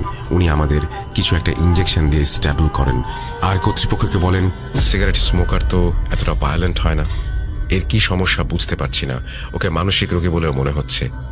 ডাক্তারের সব কথা শুনে আমার প্রচণ্ড রাগ হচ্ছিল। পরের দিন সকালে আমার আম্মু আর আমার বোনকে খবর দেওয়া হয় আমার অবস্থা বর্ণনা করার জন্য। আমার আম্মুর কান্না আমি সেদিন সহ্যই করতে পারছিলাম না। রিহ্যাবের দ্বিতীয় রাত। খাওয়া দাওয়া শেষ করে মেডিসিন নিয়ে ঘুমিয়েছিলাম আমি। মধ্যরাতে ঘুম ভাঙল কাশির জন্য। উঠে দেখি রুমে সিগারেটের ধোঁয়ার কুয়াশায় ভরে গেছে। আমার রুমের মেঝেতে অসংখ্য ইঁদুর আর টিকটিকি মরে পড়ে আছে। ধোঁয়ার ধূম্র জালে যেন আমি দম নিতে পারছিলাম না। কখন জ্ঞান হারাই জানি না। জ্ঞান ফিরতে আমি রিহ্যাবের কাছে থাকা হাসপাতালের বেডে নিজেকে আবিষ্কার করি। আমার মা ও বোন আমার পাশে বসেছিলেন। কি হয়েছে জিজ্ঞেস করতেই ওনারা আমাকে বললেন, গতকাল রাতে আমার রুম থেকে রিহ্যাবের সিকিউরিটি গার্ড কেমন যেন কুঁই কুঁই আওয়াজ শুনতে পায়। মনে হচ্ছিল কেউ যেন তার জীবনের শেষ প্রহর গুনছে। দম নেয়ার কষ্ট থেকে কুঁই কুঁই শব্দ হচ্ছিল। গার্ড আমার রুমে ঢুকে দেখে আমি রুমের বিছানায় বসে সিগারেট খাচ্ছি আর আমার মুখের চামড়া খসে খসে নাকি পড়ছে। উনি শুরুতে মনের ভুল ভেবে চোখ কোঁচলে আবারও আমার দিকে তাকান। উনি এরপর দেখেন আমার পেছনে একটা ছায়া যার দুটি চোখ জলজল করছিল। উনি নাকি নড়তেও পারছিলেন না আর কথাও বলতে পারছিলেন না। আমি নাকি ওনাকে ভারী গলায় বলেছিলাম, আমাকে তুই দেখে ফেলেছিস, এবার তোকে মরতে হবে, কিভাবে তোর মরণ হবে। এই কথা বলে আমি নাকি আমার পেছনের ছায়ার দিকে তাকাই। এই ছায়াটা আমাকে খুব যত্ন করে বিছানায় শুইয়ে দিল আর আস্তে আস্তে আমার গলা কেটে দিল। এহেন দৃশ্য দেখে গার্ড চিৎকার দিয়ে অজ্ঞান হয়ে রিহ্যাবের কর্তৃপক্ষকে নিয়ে আসেন এবং গার্ডের অজ্ঞান দেহের সামনে বসে কি যেন বলছিলাম। ওনাদের ধারণা কালো জাদু করার মতো অঙ্গভঙ্গি ছিল আমার। আমাকে দেখে আমাকে ডাক দিতেই নাকি রুম থেকে বের হয়ে দোতলার বারান্দার নিচে গিয়ে লাফ দেই। এরপর আমি অজ্ঞান হয়ে যাই। আমার আম্মুকে রিহ্যাবের লোকেরা নাকি বলেছিল যে আমাকে তারা আর রাখতে চাচ্ছে না। এমন আচরণ নাকি ওনারা আগে কখনো দেখেনি। গার্ড নাকি জ্ঞান ফিরতেই নিজের বাড়িতে চলে গেছে এক কাপড়ে। যাবার আগে বলেছিল, শয়তান, এই ছেলের ভেতরে শয়তানের বাস, বাঁচবে না, কেউ বাঁচবে না। আমাকে রিহ্যাব থেকে বের করে দিতে চাইলে আমার আম্মু কাকুতি মিনতি করার জন্য আমাকে সর্বশেষ একটা সুযোগ দেন। রিহ্যাবের তৃতীয় রাত। তৃতীয় রাতের কথা আমার তেমন কিছু মনে নেই। কর্তব্যরত অফিসারের ভাষায় সেদিন সন্ধ্যাবেলা থেকে রিহ্যাবের আবহাওয়া কেমন যেন ঠান্ডা আর গোমট হয়েছিল। রাত বাড়ার সাথে সাথে যেন আবহাওয়া আরও থমকে যাচ্ছিল। উনি ওনার ডিউটি শেষ করে সবার রুমগুলো চেক করছিলেন। আমার রুমের সামনে আসতেই উনি বিদঘুটে বাজে রকমের ফিক ফিক হাসির শব্দ শুনতে পান। উনি রুমে ঢুকে দেখেন আমি মেঝেতে বসে কি যেন করছিলাম। ওনার ভাষ্যমতে আমি মন্ত্র টাইপের কিছু একটা পড়ছিলাম। হঠাৎ উনি বুঝতে পারেন যে রিহ্যাবের বাকি পেশেন্টদের রুমের দরজা সব একই সাথে খুলে গেল। উনি আমার রুম থেকে বেরিয়ে দেখেন রিহ্যাবের বাকি সমস্ত পেশেন্ট স্লিপ ওয়াকিং করে আমাদের রুমের সামনে এসে জড়ো হয়েছে। তারা করজোড়ে আমার রুমের সামনে দাঁড়িয়ে পড়ল। উনি ভয়ে ঘেমে একসা হয়ে গিয়েছিলেন। কয়েক সেকেন্ড পরে আমি রুম থেকে বেরিয়ে এসে তাদের উদ্দেশ্যে কিছু কথা বলছিলাম। ওনার ভাষ্যমতে আমি মোটা আওয়াজে যা বলছিলাম তা ছিল এরকম যে আমরা দুনিয়াতে হাঁটছি এদিক থেকে ওদিক, আমাদের ঘুম নেই, রাত নেই, দিন দিন আমরা মানব জাতির শত্রু, আমরা ডাকে সাড়া দিয়েছি, যাও নিজের কাজে লেগে যাও। এসব কথা শেষে আমরা সকলেই নাকি ওনার চোখের দিকে তাকাই। আমরা নাকি ওনাকে ধরার চেষ্টা করি। উনি দৌড় দিয়ে বেরিয়ে যান। ওনার জ্ঞান ফিরে আসে। জিজ্ঞেস করা হয় তখন যে উনি সবাইকে বলেন এমন ভয়ানক চোখ আর চেহারা উনি নাকি কখনো দেখেননি। ওনার ভয় পেয়ে গার্ডের চাকরি চলে যায়। রিহ্যাবের অফিসিয়াল কর্মকর্তারা আমার আম্মুকে বিষয়টি অবগত করেন আর আমাকে নিয়ে যাবার জন্য অনুরোধ জানান। আমি নাকি বাসায় ফেরার সময় সারা রাস্তা সিগারেট খেতে খেতে বাসায় এসেছিলাম সেদিন। বাড়ি আসার পর আম্মুই খেয়াল রাখতেন আমি পড়াশোনা সবকিছু ছেড়ে দেই। আমার জন্য নাকি বাকি ছাত্রদের উপর বিরূপ প্রভাব পড়তো। আমি প্রতি রাতে আমার ঘরে একজনের অস্তিত্ব অনুভব করতাম। মনে হতো এটা আমার আব্বুর অস্তিত্ব। আমার আব্বু আমাকে কিছু বলতে চাইছে, এমন ভাবার কিছু কারণ আছে। আমার বাবা জীবিত অবস্থায় গোসল করতে ঢুকলে যেমন সেখান থেকে বের হয়ে আসার আগ পর্যন্ত শাওয়ার ছেড়ে রাখতেন, মাঝে মাঝে আমি বাথরুম থেকে শাওয়ার এভাবে ছেড়ে রাখার আওয়াজ পাই। রাতের বেলা আব্বু তার হাতে গলায় আতর লাগিয়ে ঘুমাতেন। আমি সেই আতরের তীব্র ঘ্রাণও পেতাম। একদিন রাতের বেলা আমার ফোনের রং নাম্বার থেকে একটা কল আসে যে আমাকে পরিচয় দিলে জানতে পারি আমার বাবা, তার নাম একই। এগুলো কিসের লক্ষণ? তাহলে কি রিহ্যাবে আমার আব্বু আমার সাথে যোগাযোগ করতে চাইছিলেন কোনো কারণে? আমার আব্বুকে আমাকে কিছু বলতে চেয়েছিলেন, কিন্তু মৃত্যুর পর তো আর কোনো রূহ দুনিয়ার মাঝে যোগাযোগ করতে পারে না। তাহলে কি হচ্ছে? প্রায় দিন রাতের বেলার সময়গুলো আমি মনে মনে অন্যরকম এক ব্যক্তিতে পরিণত হতাম। আব্বুর মতো বারান্দায় গিয়ে সিগারেট খেতাম প্রায় সারা রাত, কথা বলতাম ফিসফিস করে। ছায়ার হাতে সিগারেট দিতাম শেয়ার করার জন্য। সেই রাতগুলো এমন হতো, সেদিন আমার সন্ধ্যের পর কিছুই মনে থাকতো না। মনে হতো আমি গভীর ঘুমে। আমার আব্বুর ভাবনাও যেন আমার মনকে আরো দুর্বল করে দিয়েছিল। আমি ইন্টারনেট ও বিভিন্ন মাধ্যমে খুঁজতে থাকি কিভাবে রুহের সাথে যোগাযোগ স্থাপন করা যায়। আপনারা ভাবতে পারেন মুসলমান হওয়া সত্ত্বেও কেউ সুস্থ মস্তিষ্কে সব কাজ করতে পারে। আসলে কি জানেন, শয়তান যখন কাউকে ধরে তখন সে হিতাহিত জ্ঞান শূন্য হয়ে যায়। যাই হোক, ইন্টারনেট ও এরকম বিষয় কিছু গ্রুপে আমি যুক্ত হয়ে যাই, বিভিন্ন কাজকর্ম শুরু করি। আমি সবার কথাই পড়ছিলাম আর একটি রাস্তা খুঁজছিলাম। পেন্টাগন, স্পিরিট কলিং, ওয়েজা বোর্ড সবকিছুর সাথেই পরিচিত হয়ে আস্তে আস্তে সব থেকে ভালো উপায় যেটা ছিল সেটা হচ্ছে প্ল্যানচেট বা স্পিরিট কলিং। এসব কাজের সেশনের জন্য যারা এগুলো কাজ করত মোটামুটি ভালো অঙ্কেরই টাকা নিত তারা। শয়তানের ধোকায় পড়ে আম্মুর আলমারি থেকে টাকা চুরির মতো জঘন্য কাজও আমি করেছিলাম। নিজ শহর বাদ দিয়ে অন্য শহরে গিয়ে আমি এই কাজে অংশ নেই। ওনাদের সাথে পরিচয় ও কথাবার্তার পর্বটা না বলাই থাক। একটা মেয়ে ছিল ওনাদের গ্রুপে, নাম ছিল শামা। দেখতে খুব অদ্ভুত, চোখগুলো ঘন কাজল আর কপালে বড় একটা টিপ, গলায় বিভিন্ন পাথরের মালা। সে নাকি প্রধান মাধ্যম। আমার কাছ থেকে টাকা নিয়ে ওনারা সন্ধ্যাবেলা বসলেন প্ল্যানচেট করতে। আমরা গোল হয়ে একে একে অপরের হাত ধরলাম। ওনারা আমাকে বলেছিলেন যত যাই হোক কাজ শেষ হবার আগে কেউ যেন হাত না ছাড়ি। 5-10 মিনিট পার হতেই রুমের ভেতর থেকে সিগারেটের বাজে গন্ধ আর ধোঁয়ায় ভরে গেল। আব্বুর গায়ের আতরের হালকা গন্ধ আমি পাচ্ছিলাম। হঠাৎ শামা কেমন যেন ওপরের দিকে তাকিয়ে চিৎকার করে উঠল। শামার এই অবস্থা দেখে ওনাদের মাঝে থাকা একজন ব্যক্তি উচ্চ স্বরে কি যেন পড়ছিল। শামার নাক দিয়ে রক্ত গড়িয়ে পড়ছিল। শামা হঠাৎ আমার কানের কাছে এসে ফিসফিস করে বলল, আমাকে ডাকিস কেন? আমি তো তোর সাথে তোর ভেতরেই থাকি। তোর 14 পুরুষের জান নিয়ে যাব বলে কসম করেছি আমি। এই বলে শামা থেমে গেল। আবার হঠাৎ করুণ সুরে আমাকে বলতে লাগলো, কামাল বাবা, মায়ের খেয়াল রাখিস, আমাকে ক্ষমা করে দে বাবা, তোদেরও মরতে হবে। কি আমার বাবা আর কে আমাদের 14 পুরুষকে মেরে ফেলতে চায় আমি কিছুই বুঝতে পারছিলাম না। মানসিক অশান্তি নিতে পারছিলাম না, অজ্ঞান হয়ে যাই। জ্ঞান ফিরতেই আমি দেখি একটা রুমে শুয়ে আছি। বেডের সামনে প্ল্যানচেট করা টিম বসে আছে। শামাকে দেখতে পাচ্ছিলাম। আমি উঠে বসতে একজন বলল, আপনি এখান থেকে। এই বলে ওনারা আমাকে টাকা ফেরত দিয়ে তাড়িয়ে দেন। বাসায় ফেরার সময় না ওনাদের কথা মিথ্যা ছিল মানতে পারছি, আর না পারছি সত্যি বলে মানতে। আমার মনে হচ্ছিল আব্বুর মৃত্যুর শোকে আমি যেন মানসিকভাবে অসুস্থ হয়ে পড়েছি। নইলে প্ল্যানচেটের মতো কাজ আমি কিভাবে করতে এলাম? বাড়ি ফিরে আম্মুকে সব জানিয়ে দেই। আম্মু একটু শব্দও করেনি। উনি আমাকে বললেন মনোরোগ বিশেষজ্ঞর কাছে নিয়ে যাবেন। আম্মুর কথা মেনে নিলাম। ডাক্তার পরীক্ষা নিরীক্ষা করে বললেন আমার নাকি ঘুম হয় না। আমার ঘুম না হবার ফলে ব্রেইন ঠিক মতো ফাংশন করছে না, তাই নাকি এমন হচ্ছে। আমার আম্মু বললেন আমি তো সপ্তাহে প্রায় 4 থেকে 6 দিন সন্ধ্যায় ঘুমাই আর দুপুরে উঠি। ঘুম কিভাবে হচ্ছে না তাহলে? আমারও মনে হয় আমি সন্ধ্যার পর ঘুমিয়ে থাকি, কিন্তু সকালে সিগারেটের প্যাকেট খালি থাকে, কিভাবে বুঝতে পারি না। ডাক্তার আমাকে কিছু ঘুমের ওষুধ দিলেন, মেডিটেশন করার জন্য বললেন। 1 মাস পর দেখা করতে বললেন। প্রায় 1 সপ্তাহ পার হবার পর একদিন সন্ধ্যার দিকে আমি আমার রুমে শুয়েছিলাম। হঠাৎ আমার বোনের চিৎকার শুনে আমি দৌড়ে আমার বোনের রুমে গিয়ে দেখি আমার আম্মু শূন্যে ভেসে আছেন বিছানা থেকে। ওনার হাত পা কেমন যেন মুষড়ে আছে, মুখ থেকে গ্যাজলা বের হচ্ছে। ভয়ে আমি আমার বোনকে নিয়ে রুম থেকে বের হয়ে আসি। আমার বোনকে ড্রয়িং রুমে রেখে আমি আমার রুমের ভেতরে গিয়ে দেখি আম্মু আয়নার সামনে দাঁড়িয়ে আছেন, একদম স্বাভাবিক। তাহলে কি দেখলাম আমরা? আমার ভাবনা শেষ হবার আগেই আমার আম্মু আমার দিকে তাকালেন, কিন্তু আয়নায় কোনো মুভমেন্ট হলো না। আমি আঁতকে উঠলাম। আয়নার প্রতিবিম্ব আমাকে বলছিল তোর সময় হয়ে আসছে, আর কিছুদিন মরবি তুই। এই বলে আম্মু অজ্ঞান হয়ে যান। আমি আমার বোন মিলে আম্মুর জ্ঞান ফেরালে আম্মু আর কিছুই মনে করতে পারেন না। আমার চাচাকে বিষয়টা জানানো হয়। আমার চাচা আমাকে নিয়ে বাড়ির সামনের মসজিদের ইমাম সাহেবকে দেখান। আমরা শুরু থেকে শেষ পর্যন্ত সবকিছু খুলে বলি। উনি আমাকে বলেন যে উনি এগুলো কাজ করেন না, তবে ওনার পরিচিত একজন হুজুর আছে যিনি এই কাজগুলোর সাথে জড়িত। ইমাম সাহেব আমাদের সেই হুজুরের ঠিকানা দিয়ে চলে যান। আমরা সময় নষ্ট না করে যত দ্রুতই ওনার নিকটে চলে যাই। ওনার বাসা খুঁজে বের করে দরজার পাশে লাগানো কলিং বেলে সুইচ চাপ দেই। একজন মধ্যবয়স্ক লোক এসে দরজা খোলেন। পরনে পাঞ্জাবি আর মাথায় টুপি। হাসি মুখে সালাম দিয়ে আমাকে বলেন, ভাই অপরাধ নেবেন না, আপনি আমার ঘরে ঢুকতে পারবেন না। আপনার সাথের ব্যক্তিবর্গকে আমি ঘরে নিয়ে যাচ্ছি, আপনি বাইরেই অপেক্ষা করুন।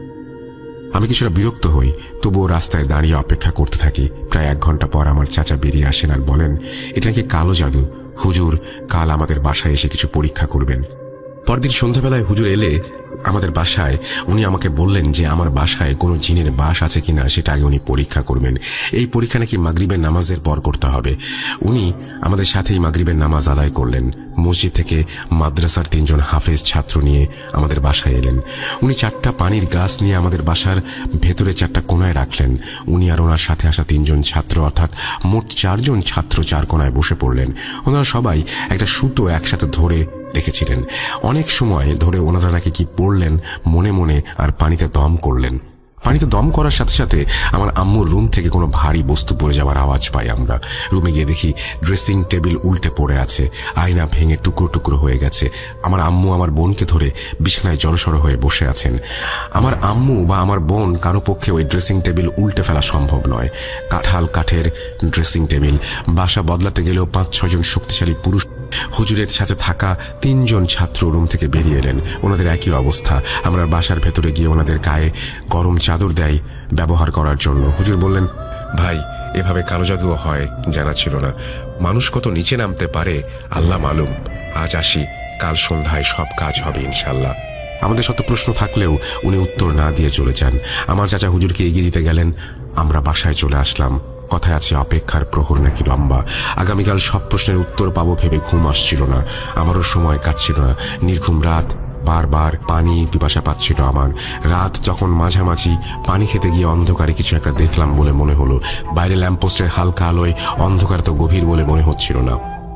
আমি দেখলাম একটা বিশাল আকৃতির ছায়া, আর তার সামনে আমার মা দাঁড়িয়ে আছে। আমার মায়ের শরীর থেকে ধোঁয়া বের হচ্ছে, যেমন আমার বাবার লাশ থেকে বের হচ্ছিল। আমি ভয় পেয়ে গেলাম। এমন কিসের ছায়া এত বড়? আমার মায়ের ছায়া তো আমি দেখলে চিনব।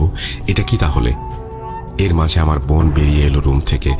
আমার মাকে আমি দেখলাম সে আমার বোনের 2 পা 2 দিকে উল্টে ধরলেন, আর আমার বোন কোনো শব্দ না করে অজ্ঞান হয়ে গেল।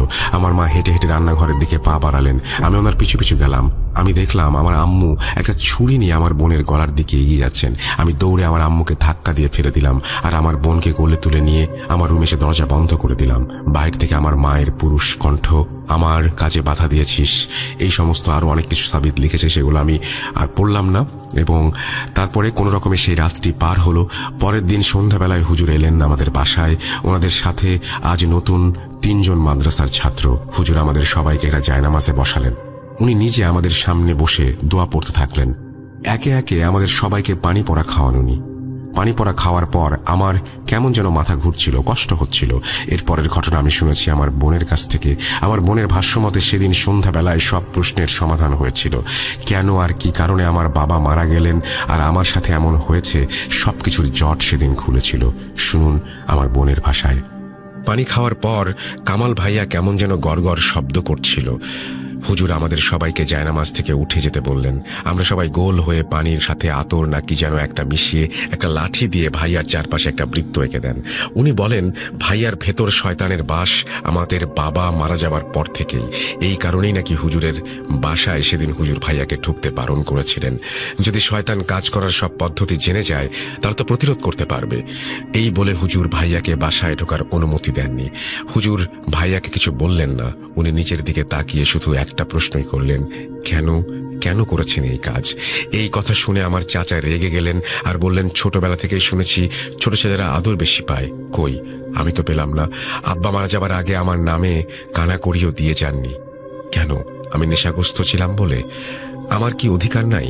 আমার ভাইকে সব দিয়ে দিল। আমি আমার বাবা মারা যাওয়ার পরে ভাইজানকে বলেছিলাম আমাকে কিছু সম্পত্তির অংশ দিতে, সে দিল না। বলল আমি নেশা ছেড়ে দিলে তারপর দেবে, না হলে আমি নাকি সব বিক্রি করে শেষ করে দেব।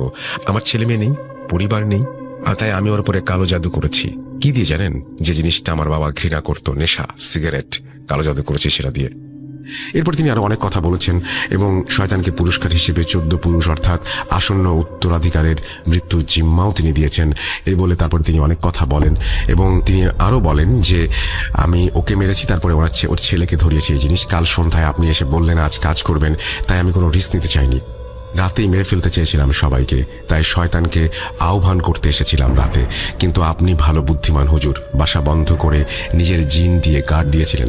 এই সমস্ত কথা বলার পরে তারপরে দেখা যায় যে জিজ্ঞেস করে তারপরে সবকিছু স্বীকার করেন। একটা সময় আম্মুর কথা শুনে চাচা কান্না ভরা গলায় বলেন, গতরাতে পুরস্কার স্বরূপ সেই শয়তানের কাছে আমার কামাল ভাইয়ের আর আম্মুর মৃত্যুর জিম্মা দেয়া হয়, আর সেটা সফল না হয় এই চাচার ওপরে এবার সে ক্ষিপ্ত, চাচাকে মেরে ফেলবে সে, এবং এই সমস্ত কথা বলে আর কি। তো কামাল ভাই ওনার বোনকে বলা কথাগুলো, আমি এর মাঝখানে অনেক কিছু আছে যেগুলো আমি আসলে বুঝতে পারলাম যে এটা একটা কালো জাদুর ঘটনা ছিল, এবং সাবিত সেই ঘটনাটি বলেছেন। এবং তারপরে তিনি বলেছেন এই ঘটনা 3 মাস পর জানতে পারি আমার চাচা আত্মহত্যা করেছেন। এর 3 মাস পর জানতে পারি আমার চাচাতো ভাই অজানা কারণে মারা গেছেন। চাচাদের পরিবারের সাথে আমাদের কোনো সম্পর্কও ছিল না। কয়েক মাসের মাঝে তাদের পরিবার শেষ হয়ে যায়। এখনও সে নাকি সিগারেটের গন্ধ পায়, তাই তিনি লিখেছেন খুব খেতে ইচ্ছা করে কিন্তু খাই না। তো এটার মধ্যে কোনো রকম মানে কি বলবো, এটাকে ফেক কোনো কিছু নাই, নিজের সাথে ঘটে যাওয়া একটা ঘটনা আমি শেয়ার করতে চলেছি।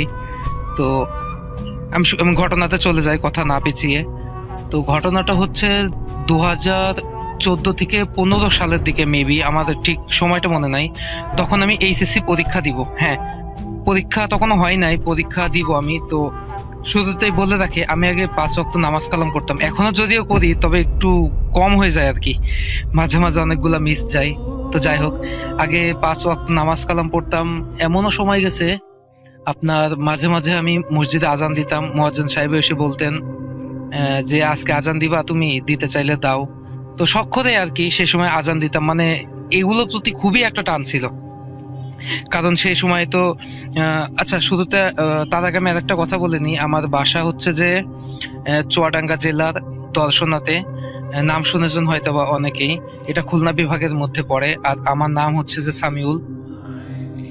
তো সেই সময় আমি কি বলবো, মসজিদের প্রতি একটা অন্যরকম একটা টান ছিল। আজান দেওয়া মানে আমি মসজিদে আছি। তো এরকম আমার পাশের বাসায় একটা ভাই আছে আর কি, তার নাম আনিস। তো আমরা দুইজন মিলে একসাথে নামাজ পড়তে যেতাম। তো একদিন সন্ধ্যার সময় আমি নামাজ পড়তে যাব, নামাজ পড়ার জন্য রেডি হয়েছি, আজান মাত্র দিচ্ছে, মানে এখনো শেষ হয় নাই। তো সেই সময় আমার আনিস ভাইদের বাসা আর আমাদের বাসা কিন্তু পাশাপাশি, বলে রাখি। একটা বাসা, আমাদের বাসা ডান সাইডে একটা ফাঁকা জমি, তার পাশে একটা মানে আমাদের ওই ভাইদের বাসা। আর তো আনিস ভাইকে ডাকতে যাই, তো ওনাকে গিয়ে দেখি যে উনি বাসায় নাই। তো আমি ভাবলাম তাহলে একাই আমি নামাজ পড়ে আসি। সেই সময় আব্বু বললো যে চলো আমিও যাবো নামাজ পড়তে। আব্বু চলে এসেছিল সেদিন বাসায় তাড়াতাড়ি। তো মসজিদ থেকে আমার বাসার দূরত্ব হচ্ছে যে সর্বোচ্চ 1 মিনিট কি 2 মিনিটের মতো হবে, এর বেশি না। তো আমি আমি আর আব্বু নামাজ পড়তে গেলাম। তো জানেন আমাদের মূলত হয় যেটা, নামাজ শেষে সুন্নত যে নামাজটা পড়তে হয় সেটা মূলত হচ্ছে মুরব্বী যারা আছে তাদের থেকে আমাদের একটু বেশি আগে শেষ হয়ে যায়। তো সেদিন আবার প্রচন্ড আকারে মেঘ করছে আকাশে। মেঘ থাকার কারণে দেখবেন যে প্রচুর মেঘ করলে একটু অন্ধকার মতো হয়ে যায়, দুপুরবেলাও মনে হয় যে অনেক অন্ধকার। তো মাগরিবের সময় তো গরমকাল, সেটা ছিল গরমকাল, তো একটু অন্ধকার মতো হয়ে যায়। তো আমি মসজিদ থেকে বের হয়েই মানে কেমন একটা লাগে আমার, মানে ওই দিন কেমন একটা ভয় ভয় মতো লাগতেছে, হঠাৎ করেই কেন জানি একটু ভয় পাইতেছি। যদিও বাসা আর আমার বাসায় যাইতে হলে মসজিদ থেকে একটা ঈদগাহ আছে, ঈদগাহ পাশে দিয়ে একটা রাস্তা, এক পাশে বাড়ি আর এক পাশে ঈদগাহ। আর আমার বাসায় যাওয়ার সময় একটা মোড় ঘুরতে হয়। মোড় ঘুরেই প্রথম বাসা হচ্ছে আনিস ভাইদের, দ্বিতীয় বাসা হচ্ছে আমার। আর আনিস ভাইদের বাসার ওখানে আছে একটা বেল গাছ, একটা লেবু গাছ, আর ওই যে ঈদগাহ বললাম। তো যাইতে যাইতে ওই যে আনিস ভাইদের বাসায় আসার আগে, মানে ঈদগাহ যেখান থেকে শুরু হয়েছে, ওখান থেকে আমি এত পরিমাণ হঠাৎ করে ভয় পেয়ে যাই, যেন মনে হচ্ছে যে আমার পা চলতেছে না। হঠাৎ করেই আমি কিছুই বুঝলাম না, মানে নামাজ পড়ে আসলাম, হঠাৎ করে আমি ভয় পাইতেছি, যেন আমার মনে হচ্ছে যে পিছন থেকে কেউ একটা আসতেছে। আমি আর হাঁটতে পারতেছি না, আমি এত পরিমাণে ভয় পাইছি যে আমি চিল্লাইতেও পারতেছি না। মানে আমি কি বলবো, মানে আসলে এটা আসলে বলার মতো না। তো এত পরিমাণে ভয় পাচ্ছি। তো হাঁটতেছি, আসার সময় ওই যে বেল গাছ বললাম, লেবু গাছ, ওই পর্যন্ত এসে যে মোড়টা ঘুরেছি, আনিস ভাইতে বাসা বললাম পরে আমার, ওই জায়গায় এসে আমি এত ভয় পাইতেছি যে না, এবার আমার পিছনে দেখতেই হবে কে আসছে। আর আমি এত বোকা ছিলাম, মানে কি বলবো, সেই সময় পিছনে ঘুরি আর কি, ঘুরে দেখি যে আমার আব্বু আসতেছে। আমি কিন্তু মানে এমন একটা ভয় পাইছি আমি যে, মানে কি না কি, আমি তো অন্যরকম কিছু ভেবে নিছি যে না, মানে কিছু একটা হইতেছে হয়তো আমার সাথে। তো বাট দেখি যে আমার আব্বুর সাথে পিছনে ছিল। তো আমি আব্বুর সাথে বললাম যে তুমি আমার সাথে নামাজ পড়ে চলে আসতেছো? তো বললো যে মানে একটা বলে উত্তর দিল। তো একসাথে চলে আসলাম। আমার বাবা ছিল আমার থেকে 1-2 হাত পিছনে। তো এসে আনিস ভাইদের বাসায় আমি ঢুকে গেলাম, দেখতেছি যে আনিস ভাই চলে এসছে। তো জিজ্ঞাসা করলাম কি ব্যাপার ভাই, নামাজ পড়তে গেলেন না আজকে? তো বললো যে আমি হচ্ছে যে বাজারে গেছিলাম আজকে, এজন্য নামাজ পড়তে যাইতে পারি নাই। তো আমি বললাম যে আচ্ছা। তো তখন আমি একটা জিনিস ভাবতেছিলাম যে অন্যদিন আমি যদি নামাজ পড়তে আসার সময় কিংবা সন্ধ্যার পরে বিশেষ করে অন্য বাড়িতে যাই কিংবা একটু বাসা বাইরে থেকে আব্বু বলেই বাসায় এসো তাড়াতাড়ি পড়তে বসো, আজকে কিছু বললো না কেন? তো এই ভেবে আনিস ভাইদের বাসায় গেটটা খুলে এক দৌড়ে আমি আমার ঘরে ঢুকে পড়ি, মানে বাসায় চলে যায়। আমার বাসায় গিয়ে আম্মু দেখো যে আব্বু কই, কলেজে তো আব্বু এখনো আসে নাই। এই যে আমি খাটের উপর ধাপ করে একটা পড়ে গেছি যে আব্বু নাই, মানে আমি তো আব্বুর সাথে আসলাম, আব্বুর সাথে আমি কথা বললাম, একসাথে আমি বাসা পর্যন্ত আসলাম ঈদগাহ থেকে। কয় না তো আব্বু তো এখন আসে নাই। আম্মু তো কিছু একটা বুঝতে পারে, আমাদের লবণ পানি খেতে দিছে, মানে আমাদের ওইদিকে একটা প্রচলিত আছে, একটু ভয় পাইলে লবণ পানি খাইতে দেয়, জানি না এটা সব জায়গায় আছে কিনা। তো লবণ পানি খাইতে দিয়ে আম্মু বলে তুই গোসল করে নেই। আমি ওয়াশরুমে দরজা খুলে গোসল করছি, মানে কি বলবো, আমি এত পরিমাণে আমি ভয় পাইছি, গোসল করে আমি রীতিমতো ঘামতেছি পুরো। আম্মু আমাদের ফ্যান চলতেছে উপরে, বাট পাখা দিয়ে আবার বাতাস করতেছে। তো বসে আছি, তো এরকম প্রায় 40 মিনিট পর আমার আব্বু আসে বাসায়। 40 মিনিট পর আব্বু আসার পর আমি বললাম তুমি কি বাসায় আসছিলে, আমাদেরকে আগায় দিয়ে গেছিলা নাকি? বললো যে না, আমি তো মসজিদ থেকে মাত্র বের হইলাম, এতক্ষণ ওই যে মসজিদের যিনি সভাপতি আছে আর কি ওনার সাথে কথা বলতেছিলাম, কথা বলে মাত্র মসজিদ থেকে বের হইলাম। মানে আমি আপনাকে আসলে এটা বলে বুঝাইতে পারবো না, ওই মুহূর্তে ফিলিংসটা আমার এত পরিমাণে আমি ভয় পাইছি, এত পরিমাণে আমি ভয় পাইছি, মানে আমার মুখ দিয়ে আর কোনো কথা বাইরে হইতেছে না। তাহলে আমি যে এতক্ষণ আসলাম প্রায় 1 মিনিট মতো, আমি কার সাথে আসলাম, মানে আমাদের বাসা পর্যন্ত নিয়ে আসলো কে? আমি তো আব্বুর সাথে আসলাম, কথা বললাম, একসাথে আসলাম। যেখানে আমি বলেছিলাম মসজিদ থেকে বের হয়ে হঠাৎ করে আমার ভয় পাইতেছিলাম, আমি পা চলতেছে না, সেখানে পিছনে ঘুরে যখন দেখলাম আমার আব্বু, তখন ভাবলাম মনে হয় আমি আব্বু আসতেছে, আমার অন্যরকম আমি একটা ভয় পাইছি। তাহলে আমি কার সাথে এতক্ষণ আসলাম? আব্দুল্লাহ আরে তুমি ভুল দেখছো এটা সেটা। আমি বললাম যে না, আমি কথা বললাম, তাহলে কথা উত্তর কেন দিল? তো ওই রুম থেকে আমার নানু ছিল সেদিন আমার বাসায়, আমার রুমে আসি। তো আম্মু আর কি আব্বুরে কিছু বলতে না করলো, মানে তারাও তো কিছু একটা হয়তো বুঝতে পারছে, বাট আমাদের কিছু বুঝতে দিল না। এখন আমি রাসেল ভাই কি বলবো, এক সময় আমি আর কি যখন ভূত এফএম ছিল আপনার, তখন একটা গল্প শুনেছিলাম, একজন এমন একটা গল্প বলছিল যে উনি রাস্তা দিয়ে আসার সময় খুব ভয় পাইছিল, খুব ভয় পাওয়ার পর রাত্রে এসে গোসল করে যখন উনি ঘুমাইছে, উনি নাকি মারা যায় ওই রাতে। তো এই একটা ঘটনা শুনছিলাম, এখন ওই মুহূর্তে আমি গোসল করার পর ঘুমাই দেখে আমার ওই কথাটা মনে পড়ে গেছে, যা এই বুঝি আমি মারা যাবো। কারণ ওই যে ভয় পাইলে নাকি মানুষ মারা যায়, তখন আমি মানে নিয়মিত ভূত এফএম শুনতাম আর কি। তো ওই রাতে আমি ঘুমাইতে পারি না, যত রকমের দোয়া দরুদ আছে মানে পড়ে খাটে চারিপাশ ফু দিয়ে আবার শুচ্ছি। নানু ছিল সেদিন আমার সাথে, মানে গল্পটা আর কি ছোট, বাট এটাই আমার মূলত ঘটনা ছিল। অনেকের হয়তো বা ভালো লাগবে না, আর আমি ওইভাবে গুছিয়েও বলতে পারলাম না, বাট গল্পটা একদম সত্য গল্প, এটা আমার নিজের সাথে ঘটে যাওয়া গল্প। আর একটা ছোট গল্প বলি, গল্প না মূলত এগুলো আসলে ঘটনা। সেটা হচ্ছে যে আমি কোরআন শরীফ পড়তাম, আমি বলেছি আপনাকে যে আমি আগে মসজিদ ছাড়া কিছু বুঝতাম না, যদি এখনো মানে ওই সময়টা আর কি হয়ে ওঠে না, বাট নামাজ কালাম পড়ি আল্লাহ রহমতে ইনশাল্লাহ। তো সকালে আমার আরেকটা ভাই আছে, ওনার নাম হচ্ছে যে সোহান। তো আমি আর ও হচ্ছে যে নামাজ পড়া, ফজরের নামাজ পড়ার পর মসজিদে কোরআন শরীফ পড়তাম সকাল পর্যন্ত, এই 6টা পর্যন্ত পড়ে তারপর বাসায় চলে এসে পড়তে যাইতাম। তো কোরআন শরীফ পড়তেছি মসজিদের বারান্দায়, দেখবেন যে মসজিদের তো 2টা অংশ থাকে, একটা ভিতরে পাট একটা বাহিরে। তো বাহিরে 2জন দরজার 2 পাশে নামাজ পড়তেছি, মানে মাঝখান থেকে তো মসজিদে ঢুকতে হয়। তো আমি লেফট সাইডে আছি, ও হলো রাইট সাইডে আছে। তো নামাজ পড়তে পড়তে মানে সরি কোরআন শরীফ পড়তে পড়তে হঠাৎ করে কেন জানি মানে রুকু শেষ হয় নাই, বাট পড়তে পড়তে কেন জানি আমার চোখ বাইরের দিকে চলে যায়। আর বাইরের দিকে চলে যায়, ওখানে যায় তখন দেখি যে আমার সামনে থেকে কি একটা চলে গেল, মানে আমি কি বলবো আর কি। দেন আবার কোরআন শরীফ পড়তেছি, হঠাৎ করে দেখি ডান দিকে চোখ চলে যায়, জানালার দিকে কি একজন চলে যাচ্ছে। মানে আমি এটা স্পষ্ট ফিল করতে পারতাম ওই ঘটনার পর। ওই যে যেদিন বললাম যে আমি ভয় পাইছি, এটা তার পরের ঘটনা। এরকম প্রায় 2 দিন 3 দিন 4 দিন হয়, তারপর থেকে আমার আর কি সকালে ওই অত সকালে আমার কোরআন শরীফ পড়া আসলে খুব ভয় করতো। পরে ওটা চেঞ্জ করে আমরা পরে দুপুরে নামাজের পর পড়তাম আর কি। তো এই ছিল রাসেল ভাই আমার ঘটনা। যদি ঘটনাটা ভালো লাগে অবশ্যই শোনাবেন, আর এরকম আরো কয়েকটা ঘটনা আছে, আমি অন্য আরেকদিন শোনাবো। আজকে এতটুকুই, বাট জানি না ঘটনাটা কেমন হয়েছে, অন্যদের মধ্যে এত ভয়ঙ্কর কিংবা অন্য কোনো রকম কিছু না, বাট আমার ক্ষেত্রে এটা আমার অনেক ভয়ের একটা ঘটনা। প্লাস মানে কি বলবো, ওই ঘটনাগুলো মনে পড়লে এখন যেমন ভয় পাই, তেমন কিছু কিছু জিনিস ভেবে খুব হাসিও পাই। টোকাতে কিন্তু সেদিন কপালে তার তাল ছিল না। কেউ তার আগে তা নিয়ে গেছে। ভীষণ রাগে গজ গজ করতে করতে সে বাড়ির দিকে রওনা দিল। রাসেল ভাই, তাল গাছটা ছিল অনেকটা মন্দিরের পাশে, আর তার চারদিকে ছিল ঘন জঙ্গল। তো যখন সে রওনা দিল, হঠাৎ জঙ্গলের ভিতর থেকে কেউ একজন পরপর 3 বার তার নাম ধরে ডাক দিল। রাসেল ভাই, যে কোনো মানুষে ভয় পেয়ে যাবে যে আশেপাশে এত জঙ্গল থাকার পর রাত 4টা বাজে কেউ যদি ডাক দেয়, অথবা কেউ ডাক দিলে অবশ্যই ভয় পাওয়ার কথা। যেহেতু সে প্রচন্ড সাহসী, সে সাড়া না দিয়ে বাড়ি চলে এলো। কিন্তু তারপর থেকে তার মনে হয় কেউ তার উপরে সবসময় নজর রাখছে। সে আমার সব বলে আর বলে, আমি যেন তা কাউকে না বলি। তো আমি তাই করলাম। জানুয়ারি 2008 সাল, রাতে 12টা বাজে। বাড়িতে মেহমান, তাই সে বাথরুমে গিয়েছে। তো বাথরুমে সেরে সে বাইরে এলো।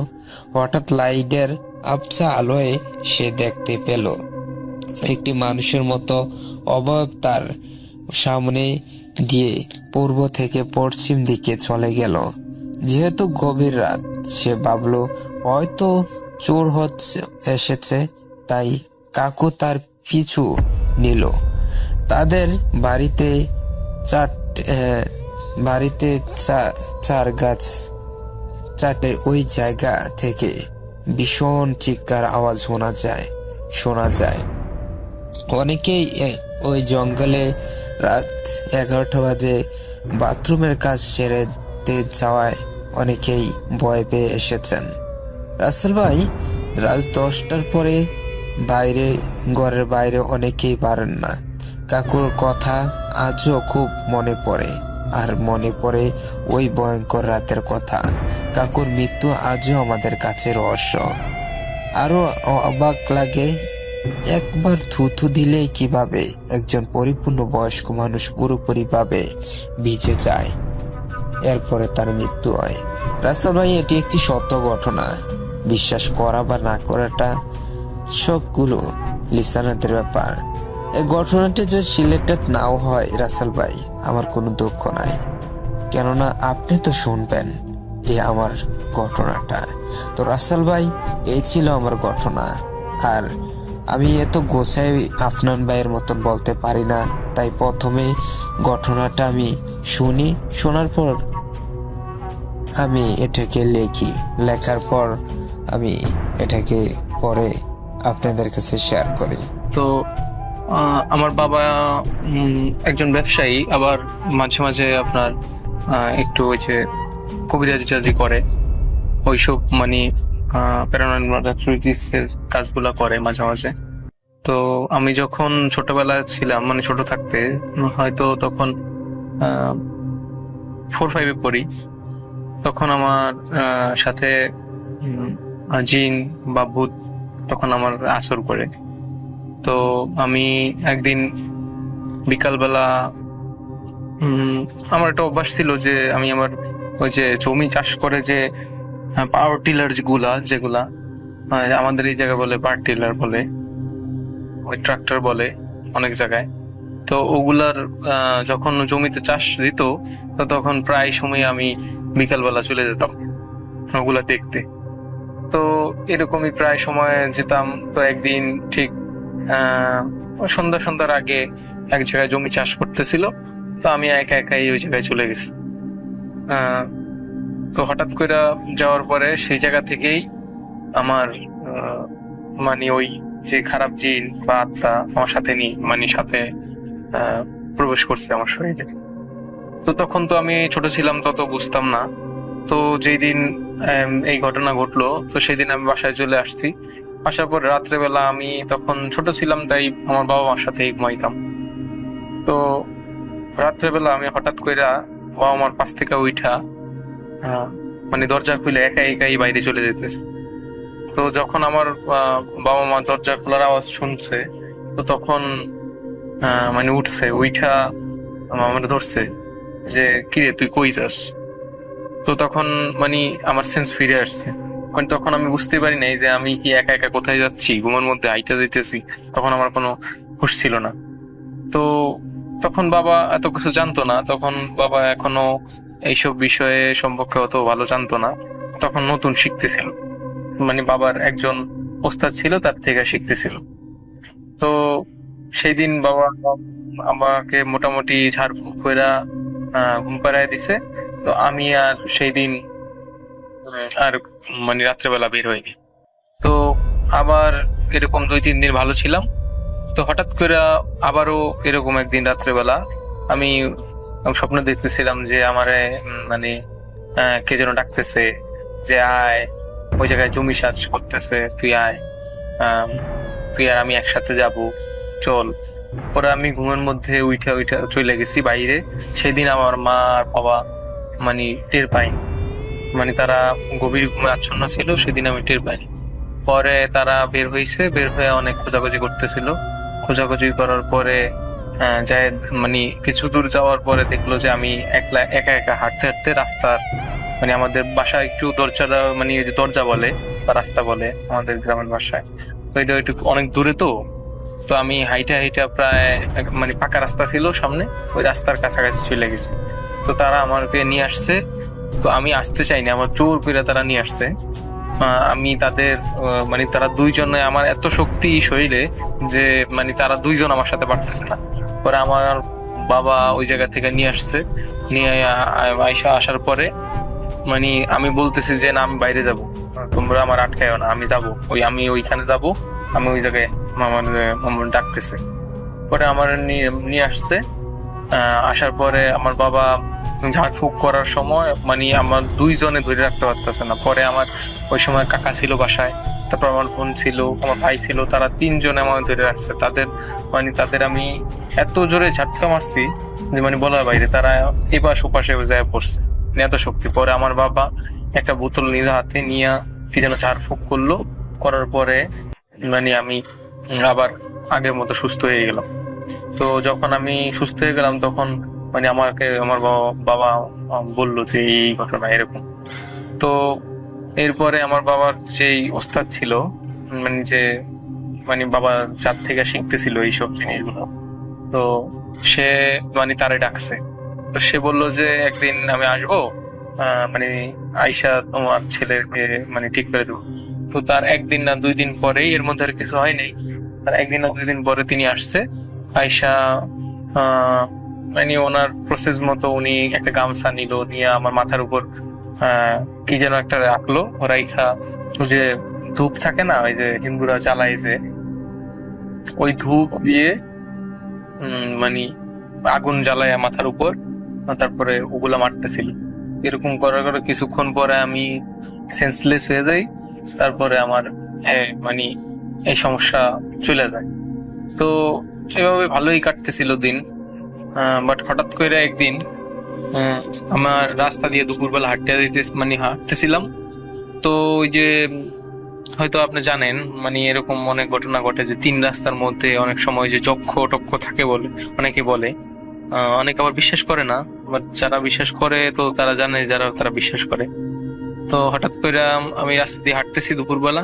তো 3 রাস্তার মুখে ওই যে বিভিন্ন খাবার আইটেম, মাছ, তারপরে ভাজি পোড়া বিভিন্ন কিছু দিয়ে রাত্রেবেলা আপনার 3 রাস্তার মোড়ে যাদের চক্ষে ধরে, মানে যক্ষ বলতে হইলো এরকম যে রাত্রেবেলা স্বপ্ন দেখায় যে আমার একটা ছেলে দে, বা আমার একটা ডাব দে, বা আমার এরকম কোনো কিছু দে, আমি তোরে অনেক টাকা দেবো, বা তোরে আমি এই জিনিস দেবো, বা তুই যা চাস আমি তোরে টাকা দেবো।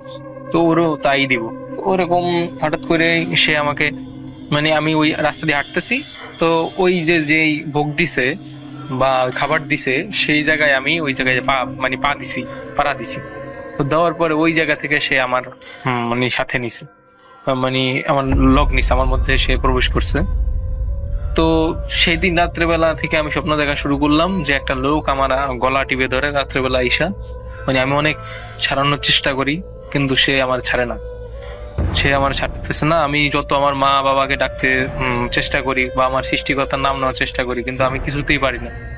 তো আমি ছোটবেলায় থেকেই মানে একা ঘুমানো অভ্যাস, তেমন মানে দুইজন মানে কেউ পাশে থাকলে আমি ঘুমাইতে পারতাম না। যখন একটু আমি বড় হয়েছি তখনকার থেকেই, তো যখন একটু বড় হয়েছি তখন আমার ভাই আমার সাথে ঘুমাইতো। তো আবার বেশি অংশ টাইমে একা থাকতাম, তো মাঝে মাঝে আবারও ঘুমাইতো। হঠাৎ করে যখন ওর গার সাথে আমার পা মানে বাইতে গেছে, তখন আমি লাফ দিয়ে উঠছি। ওঠার পরে মানে প্রচুর ঘামাইতেছি।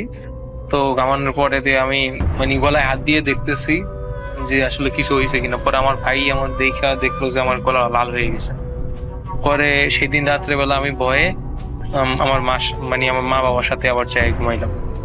পরে বাবা মার সাথে ঘুমানোর পরে আর আমার এরকম হয় নাই। তো এইরকম ভাবে 2-3 দিন গেছে। পরে আমার দাদাই আমার সাথে ঘুমাইতো, আর আমার একা ঘুমাইতে দিত না। তো হঠাৎ করে আবার একদিন আমি একা ঘুমাইলাম রাসেল ভাই। তো ঘুমানোর পরে আবারও আমি একই স্বপ্ন দেখতেছি। তো দেখার পরে আমি যত চিল্লা চেঁচামেচি করতেছিলাম, আমার কিছুতেই কোনো কিছু হইতেছে না, মানে আমি পারতেছিলাম না। উনি মানে বলতেছে যে আজকে তোকে মেরেই ফেলবো, এরকম বলতেছে। আমার গলা টিপে দিয়েছে বুকের উপর উঠা, আমার মানে দম বন্ধ হয়ে যেত, আমার ঘামায়া অস্থির করে ফেলছে। পরে আমি লাফ দিয়ে উঠে গেছি আর মা বাবা মানে চলে আসছে আমার চিৎকারের শব্দ শুনে। আইসা বলে যে কি হয়েছে। পরে মানে তারা দেখতেছে যে আমি ঘামাইছি, এরকম এরকম সেই দিনের মতো আবারও ওই গলার দাগ। পরে আমার বাবা মানে তখনও অত ভালো কিছু জানতো না। পরে সে মানে তার যে ওস্তাদ, তার থেকে পরামর্শ নিয়ে তাকে ডাইকে আইনা সে বললো যে বিভিন্ন খাবার আইটেম সে বলে দিছে যে অমুক অমুক জায়গায় যায়া কলা পাতায় কইরা বিভিন্ন খাবার আইটেম, মাছ টাছ, তারপরে সবজি ভাজি টাজি এগুলা দিয়া, ধূপবাতি, তারপরে আগরবাতি, মোমবাতি এগুলা দিয়া 3 রাস্তার মোড়ের মধ্যে ওগুলা দিয়ে আসতে। পরে রাসেল ভাই মানে বললো যে দিয়ে আসবে, কিন্তু পিছনের দিকে তাকানো যাবে না, কুকুর ডাকবে, বিভিন্ন কিছু ডাকবে, কিন্তু ওগুলা তাকানো যাবে না। পরে রাসেল ভাই মানে আমার বাবা আর আমার ভাই তার কিছু 2-1 দিন পরেই ওগুলা দিয়ে আসলো। দিয়ে আসার পরে মানে আর তার পিছন ফিরে তাকায় নাই। তো আমার ভাই যা বললো যে ওইটা দিয়ে আসার পরে মানে দেখলো যে সামনে মানে কিছুই দেখতেছে না, পূর্ণিমার রাত্র, অথচ সামনে কিছুই দেখতেছে না, মানে অন্ধকারের মতো হয়ে গেছে। তারপরে কুকুর ডাকতেছে, তারপরে তাদের পিছনের থেকে ডাকতেছে যে আয় তোরাও খা, এইসব এগুলা বলতেছিল। কিন্তু তারপরেও মানে তারা আর পিছনে ফিরে তাকায় নাই। বাবা মানে না বলাতে আর সে আমার ভাই তাকায় নাই। তারা 2জন চলে আসছে ওই জায়গা থেকে। তার কিছুদিন পর থেকে আর আমি ওইসব স্বপ্ন দেখি না, তারপর সুস্থ হয়ে গেলাম। তো এই ছিল আমার ঘটনা ভাই। আমি অত সুন্দর করে বলতে পারি নাই, বাট আমি চাই যে আপনি আমার ঘটনাটা সুন্দর করে উপস্থাপন করেন। মানে আর পরবর্তীতে আরো কয়েকটা ঘটনা আছে, যেহেতু আমার বাবা ওই তান্ত্রিক মানে মোটামুটি এইসব কাজ করে। তো আমি নিজে চোখে মানে নিজে সামনাসামনি অনেক ঘটনা দেখছি যে বাবার কাছে আসছে অনেক লোক সুস্থ হইতে, এইভাবে মানে ধরছে বিভিন্ন, এখনো আসে। আমার বাবা এখনো এইসব কাজ করে, বাট আমি বাড়ি থাকি না, তো ওই জন্য আর কি একটা চাকরির কারণে দূরে থাকি, যার কারণে আমার এইসব ঘটনাগুলা মানে এখন আর দেখি না।